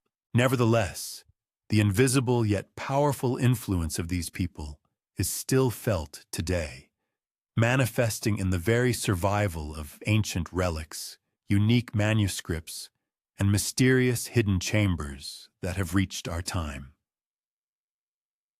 In essence, these silent guardians transformed into invisible yet strong threads that firmly connect the irrevocably departed past with the current present, inextricably linking faith and historical truth, as well as secrecy and unquenchable memory. Even in the current era, echoes of this ancient guardianship can be found everywhere. Enigmatic symbols carved in stone, mysterious coded manuscripts, and oral traditions passed down from generation to generation. All these serve as unambiguous hints of the existence of a bloodline that is still carefully and diligently guarded. Modern scholars and tireless enthusiasts continue to decipher and interpret these enigmatic signs with unflagging interest. However, it must be admitted that the true scale of their colossal work, as well as the depth of their discoveries, remains largely hidden from the general public. The Guardians themselves deeply understood the paradoxical nature of secrecy. It served not only as a reliable shield, protecting valuable heritage from external threats, but also became a unique form of immortality for the bloodline itself.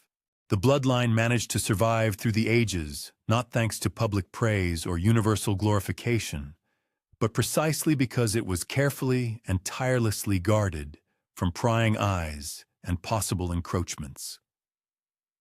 Ultimately, the very existence and deeds of these guardians seriously challenge established notions of how human history is formed and perceived. For if official historical chronicles are sometimes capable of distorting, erasing, or deliberately concealing certain facts, it is precisely those who preserve sacred knowledge in complete silence and obscurity who ensure the continuous continuity and genuine preservation of historical truth.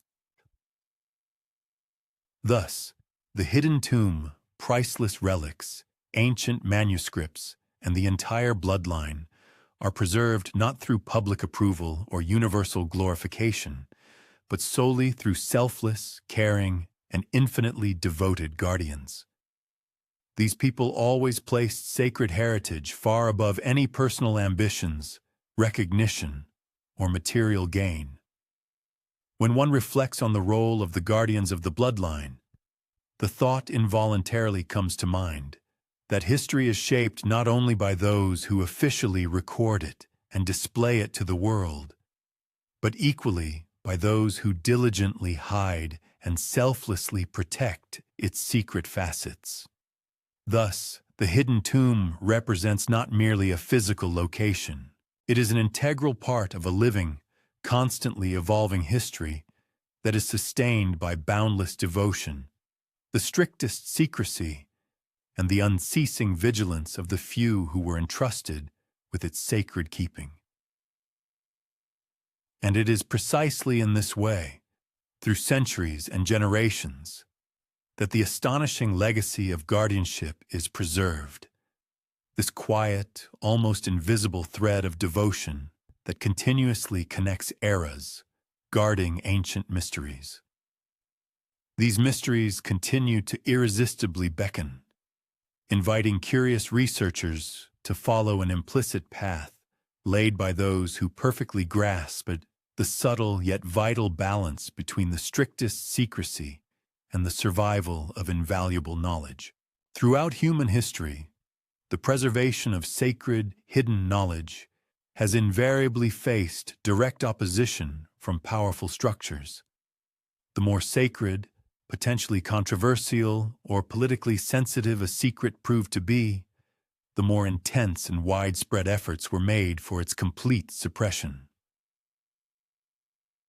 If the hidden tomb, ancient relics, and the associated bloodline represented truths capable of challenging established orders and official authority, it is not surprising that entire generations of rulers, church hierarchs, and other influential figures acted with extreme determination, striving to completely conceal this evidence or thoroughly discredit it in the public eye.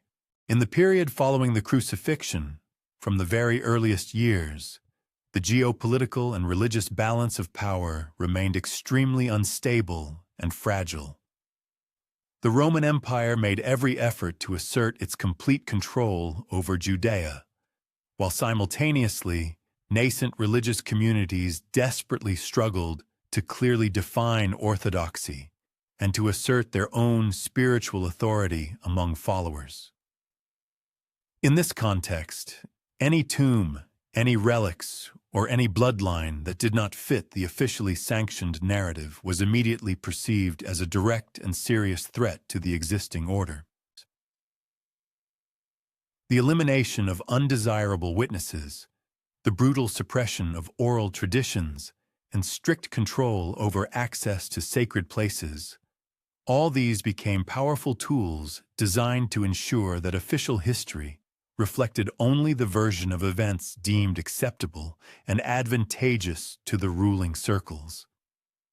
As the Christian Church steadily consolidated its power and influence over subsequent centuries, methods of suppressing dissent and inconvenient information became increasingly sophisticated and diverse. Documents that could offer the world alternative historical narratives were ruthlessly put to the torch. Valuable manuscripts disappeared without a trace from libraries and archives, and the voices of dissenters who dared to speak the truth were ruthlessly silenced. Places rumored to hold ancient relics or hidden tombs were repurposed, completely destroyed, or carefully concealed from prying eyes. Moreover, even architectural forms and symbols were deliberately manipulated, designed to replace, erase, or mislead those who dared to seek knowledge beyond officially approved doctrines and teachings. At the same time, the suppression of inconvenient information and alternative viewpoints was not limited to obvious, overt actions. More subtle, sophisticated strategies played a significant and truly critical role. Among these were strict control over the transmission of knowledge, the active promotion of advantageous alternative legends, and deliberate obstruction of any independent investigations. Clergy, official scholars, and political elites vigilantly ensured that any, even the slightest, traces of inconvenient truths remained either completely hidden from the public, or preserved only in fragmented form, or presented in such a way as to always remain open to their advantageous misinterpretation.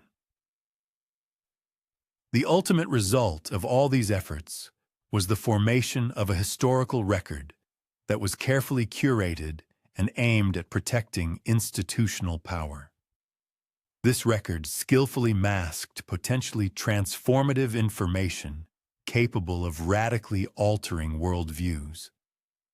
The influential figures of that era were well aware of the colossal impact and potential power inherent in sacred relics and ancient tombs. Possessing control over such objects could grant not only undeniable spiritual legitimacy, but also significant political advantage, and often both simultaneously. A hidden tomb and directly associated relics could easily undermine existing power by bringing to light an alternative history or bloodline that radically diverged from official narratives.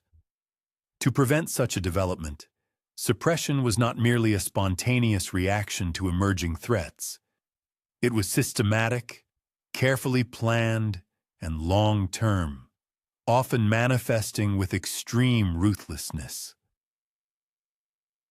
A vivid example of such ruthless suppression is the tragic fate of the Knights Templar order. Accused of heresy and subversive activities against the church and state, this powerful order was completely dissolved, its charismatic leaders were executed, and all its vast riches were confiscated in favor of the crown and papacy. However, some researchers hypothesize that the true underlying reason for events extended far beyond mundane political intrigues or mercenary gain. It is known that the Knights Templar were guardians of extensive information, valuable artifacts, and, possibly, even convincing evidence of the existence of a hidden tomb and a sacred bloodline whose significance was truly immense. Consequently, their brutal suppression could well have represented a deliberate strategic operation designed to silence the guardians of these mysteries and eliminate the threat they posed to accepted historical dogmas and established narratives.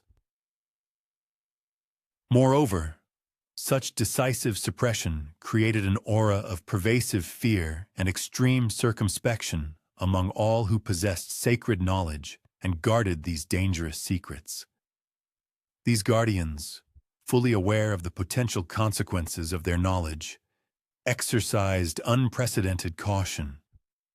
They moved valuable artifacts to new refugees, carefully encrypted ancient manuscripts, and concealed the location of sacred tombs in places that were completely unknown to official authorities. Thus, the complex interplay between active protection and aggressive suppression led to the paradoxical result that, against all logic, the sacred mystery only deepened and strengthened, even as the dominant power made every effort to eradicate it. Through the centuries, these repressive measures determine not only the hidden aspects of reality, but also the mechanisms of preserving or erasing their memory in the collective consciousness. As a result, oral traditions proved fragmented and incomplete.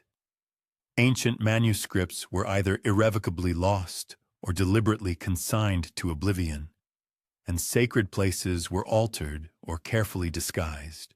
And yet, ironically, the very desire for suppression ensured the survival of certain elements in subtle forms. These were symbols skillfully engraved in stone, mysterious manuscripts, and whispered legends, preserved and passed down from generation to generation by true guardians. This irresolvable tension between the act of concealment and the power of suppression gave rise to ever new layers of mystery, making the hidden tomb an even more elusive and captivating object of study. Even in the modern era, echoes of those repressive measures continue to be felt, reminding us of the past. Controversial manuscripts, rare and little-studied mentions, and inexplicable archaeological artifacts unequivocally point to the truths that the once dominant power tried with all its might to erase from memory. The deliberate erasure of knowledge only deepens the veil of mystery. Significant gaps in historical documents, meaningful omissions in chronicles, and contradictory narratives, all these collectively hint at the existence of a history far deeper and more multifaceted than accepted chronicles allow. The fact of suppression by powerful structures serves as a constant reminder that history is never impartial. Its contours are shaped by those who control the narrative, affirm orthodox dogmas, and protect their own authority. And yet, paradoxically, suppression often contributes to preservation. By driving sacred knowledge underground and forcing its guardians into the strictest secrecy, it ensures the survival of the hidden tomb, valuable relics, and a sacred bloodline that patiently await those researchers who will approach them with genuine curiosity, deep respect, and keen insight. The invisible shadow of suppression guides us on a path of caution and heightened vigilance. It serves as a reminder that the most transformative truths often prove to be the least recognized by society, and the search for hidden layers of history requires not only insight and patience, but also a deep understanding of the powerful forces that have shaped human memory over long centuries. Even though the whispers of ancient traditions, valuable relics, mysterious hidden chambers, and encrypted manuscripts continue to exist, doubts inevitably persist. The more extraordinary a claim proves to be it a hidden tomb, a carefully preserved bloodline, or sacred relics, the more skeptical observers and researchers become. Through a succession of centuries, historians, theologians, and archaeologists have constantly questioned the veracity of the presented evidence, pointing to gaping holes in documentation, contradictory testimonies, and the obvious fragility of oral tradition. And yet, it is precisely in these echoes of skepticism that the mystery only deepens and acquires new facets. Doubt does not destroy possibility. On the contrary, it only sharpens the human imagination, pushing it towards new discoveries. When the mind encounters contradictory sources or fragmented evidence, it is invited to explore the multi-layered structure of truth. Could a seemingly ordinary ossuary hold the remains of a person of exceptional historical significance? Can a carefully coded manuscript conceal detailed instructions pointing the way to a sacred tomb? Could a modest chapel, located in a remote valley in southern France, mark the resting place of relics that for many centuries were considered irrevocably lost? Each such question is born from a seed of doubt, and yet each potential possibility invariably maintains the unquenchable allure of a great discovery. The tension between faith and skepticism reflects the delicate and fragile balance that the guardians of these sacred secrets masterfully maintained. Those who zealously guarded valuable relics and sacred knowledge were well aware that their claims could easily be challenged, misinterpreted, or completely rejected by the general public. By carefully coding information, concealing the location of tombs, and securely protecting relics, they ensured that skepticism would inextricably coexist with the preservation of truth. In essence, the very act of concealment foresaw and anticipated inevitable skepticism, making the survival of the secret more resilient and long-lasting. Doubt also stems from the innate human tendency to mythologize and create legends.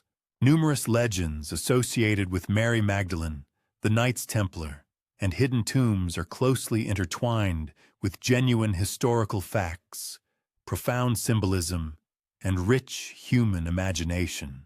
Some researchers hypothesize that these narratives developed and transformed over many centuries, imbued with elements of piety, fear, and various interpretations.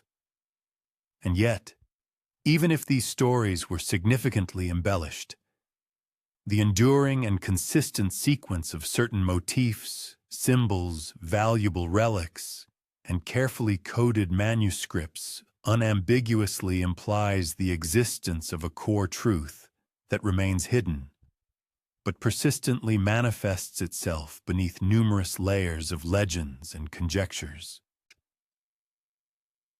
One should pay attention to the conflicting interpretations of certain artifacts or sacred places. Archaeological data can often confirm several hypotheses at once, each of which seems plausible but remains incomplete. A burial stone may contain inscriptions that are interpreted differently by scholars. An ancient manuscript can be read and interpreted in many different ways. Such a multiplicity of interpretations is by no means a sign of weakness. On the contrary, it testifies to extremely careful and deliberate concealment, which was designed to ensure that only the most perceptive minds would be able to uncover a deeper and truer narrative. Doubt, therefore, takes on the role of a powerful tool, a kind of subtle filter through which truth can break through and stand, without requiring superficial and instantaneous confirmation. Moreover, these subtle echoes of skepticism naturally lead to a deep understanding of the very nature of faith. How much of the historical narrative do we accept thoughtlessly, without the slightest attempt at critical analysis? How many of these numerous stories are carefully constructed and adapted solely to assert a certain authority or maintain a dominant ideology, while others, no less significant, are ruthlessly discarded and branded as mere legends? It is the mysterious hidden tomb itself, with all its associated unexplored secrets, that urgently prompts us to question established assumptions, to carefully consider alternative interpretations of events, and to deeply investigate what may have been deliberately withheld from the public or consigned to oblivion by time. Notably, even the most advanced achievements of modern science and technology, be it careful radiocarbon dating, meticulous archaeological investigations, or highly accurate forensic analysis, prove incapable of completely eradicating the seeds of doubt. On the contrary, newly discovered artifacts and data often only generate new, even deeper questions, bringing to light surprising anomalies instead of providing exhaustive and definitive answers. Such a state of affairs is quite justified, for mysteries that have been carefully preserved for many centuries were not originally intended for easy decipherment. Their true purpose is to inextricably coexist with skepticism, stimulate deep reflection and intellectual inquiry, and ensure that any significant discovery will be the result of purposeful efforts and thoughtful analysis, and not merely a random coincidence. Ultimately, these persistent echoes of doubt serve as irrefutable evidence of the extraordinary and enduring complexity of the history that remains hidden from prying eyes. They invariably remind humanity that truth rarely appears in its absolute, undisputed form, and that many mysteries remain inaccessible precisely because they stubbornly resist any attempts at superficial and simplified interpretation.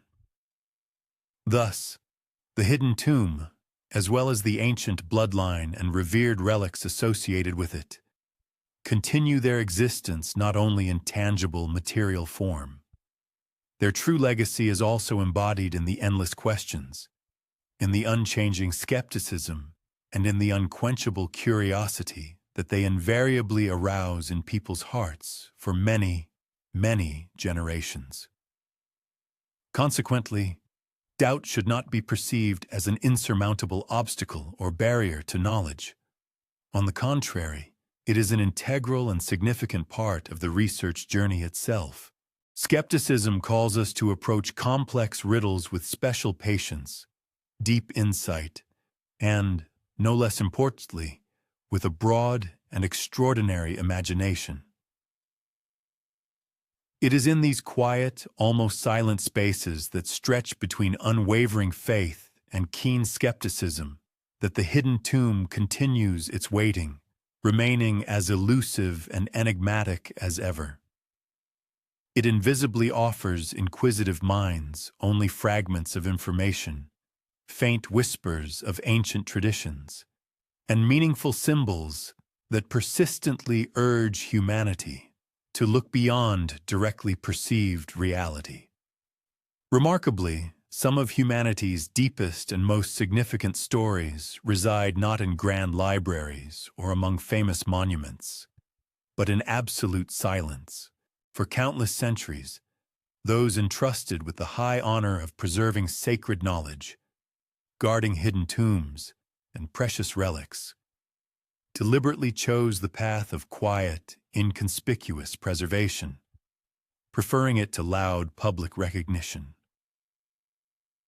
Silence itself, in essence, transformed into an effective tool, a method of reliable protection, and a skillful way to ensure that valuable heritage would be preserved for the few chosen ones who would dare to approach it with sincere patience and profound reverence. This act of silence was deeply deliberate and thoughtful. The guardians of priceless relics and ancient bloodlines were well aware that the world was far from always ready to accept truth in its entirety. That is why they consciously chose circumspection and caution instead of open demonstration, preferring deep secrecy to public proclamation. Indeed, the faint whisper of history, a carefully coded manuscript, or an artfully hidden chamber possess incomparably greater resilience and ability to survive than a loud public statement that can at any moment be easily challenged, irrevocably destroyed, or cynically manipulated to serve someone's interests. It was in this way, contrary to expectations, that heritage was preserved not in the deafening noise of public debates or loud declarations, but in the carefully considered, deliberate restraint of those far-sighted guardians who placed the very possibility of the survival of sacred knowledge and relics significantly above fleeting recognition or fame. Let us turn to the very concept of a hidden tomb.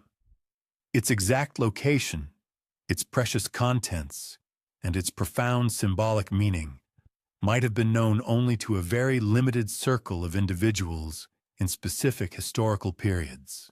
Generations of guardians came and went, yet none of them revealed the full scope and scale of the sacred secret, thereby ensuring that the holy heritage remained securely protected from harmful political ambitions, destructive human greed, or aggressive doctrinal suppression.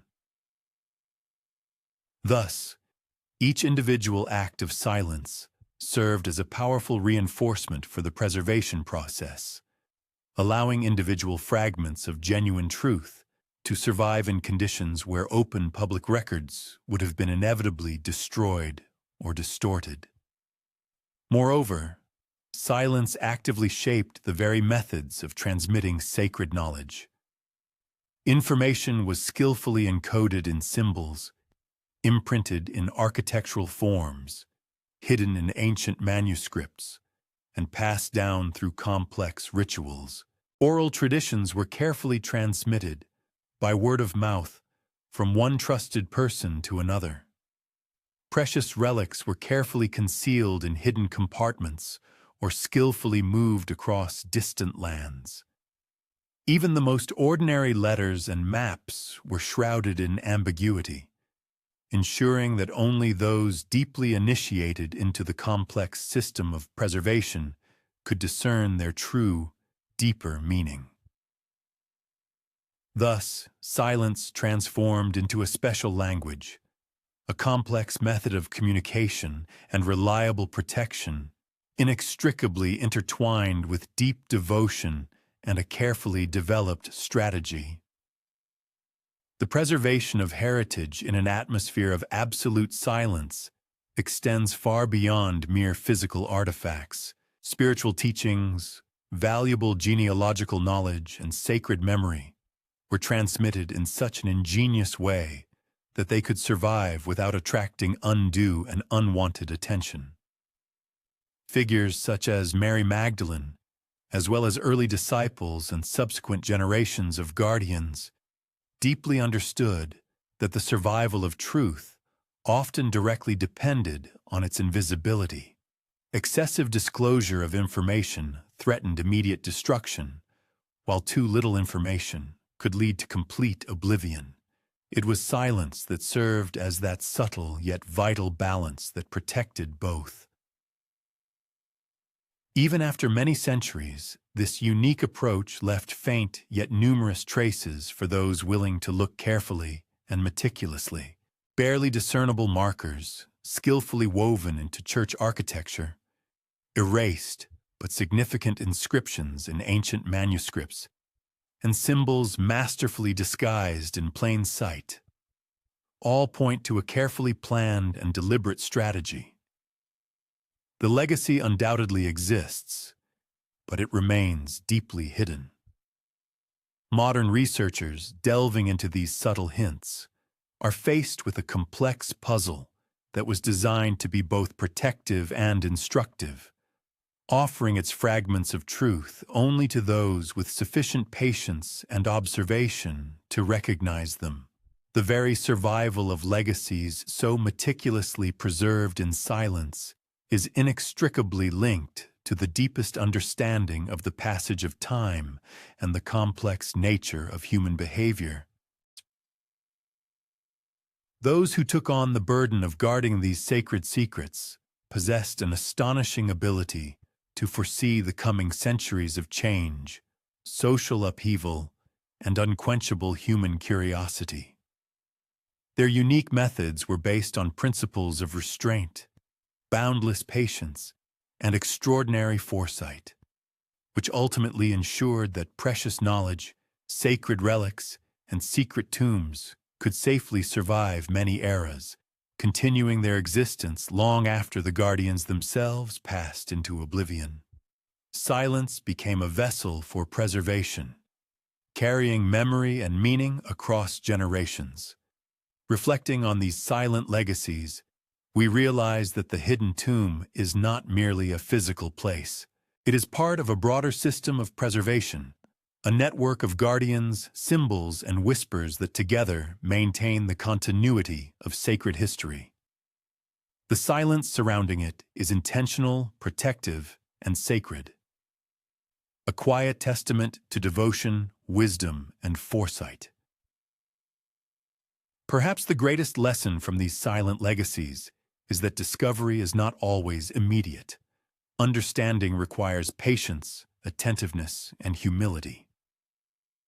The tomb, relics, and bloodline exist quietly, awaiting those who can perceive the meaning hidden behind subtle hints, encoded manuscripts, and whispers preserved through time. The world may forget, but the legacy endures, protected by the silence and care of generations. Even when relics are hidden, tombs concealed, and manuscripts encrypted, the main question remains: what does it mean to believe? Faith is, by its very nature, intertwined with uncertainty, doubt, and the unseen. The hidden tomb challenges conventional notions of history, religion, and truth, reminding us that faith is often tested not by what is obvious, but by what remains concealed. For centuries, faith has been shaped by what was visible and sanctioned. Churches, texts, and rituals define orthodoxy, offering a structure for understanding sacred narratives. Nevertheless, the hidden tomb and its associated mysteries suggest that history may contain additional layers, truths deliberately hidden or kept secret. These concealed elements do not invalidate faith. They complicate it, inviting deeper contemplation and a willingness to simultaneously hold multiple possibilities. Mary Magdalene, the Templars, and generations of guardians illustrate this interplay between knowledge and faith. They acted out of faith, guided by intuition, devotion, and an understanding that some truths are too powerful or fragile to be revealed openly. Their faith was active, manifesting in protection, preservation, and silence, rather than public declaration or display. In this sense, faith becomes both spiritual and practical, a commitment to preserving what is sacred in the face of uncertainty. Doubt and discovery are inherent companions to faith. To question does not necessarily mean to reject. It can be a path to deeper understanding.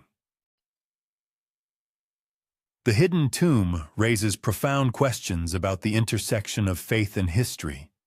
Does faith require complete understanding, or can it thrive alongside mystery?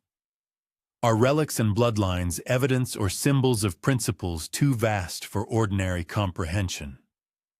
By engaging with these questions, we enter a contemplative space where history, legends, and devotion intersect, and where faith is tested, expanded, and refined. Even modern science reflects this tension.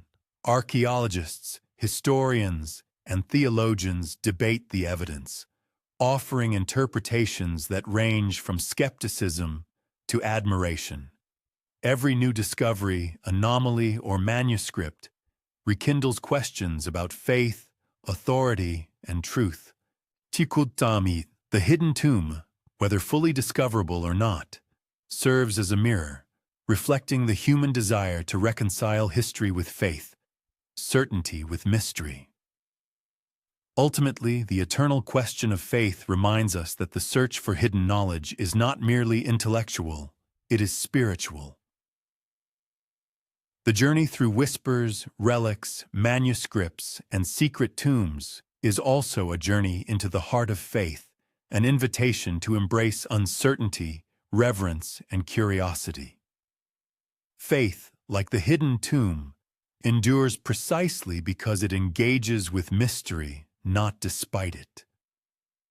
As we reflect on this eternal question, we are called to balance exploration with devotion, skepticism with openness, and curiosity with respect.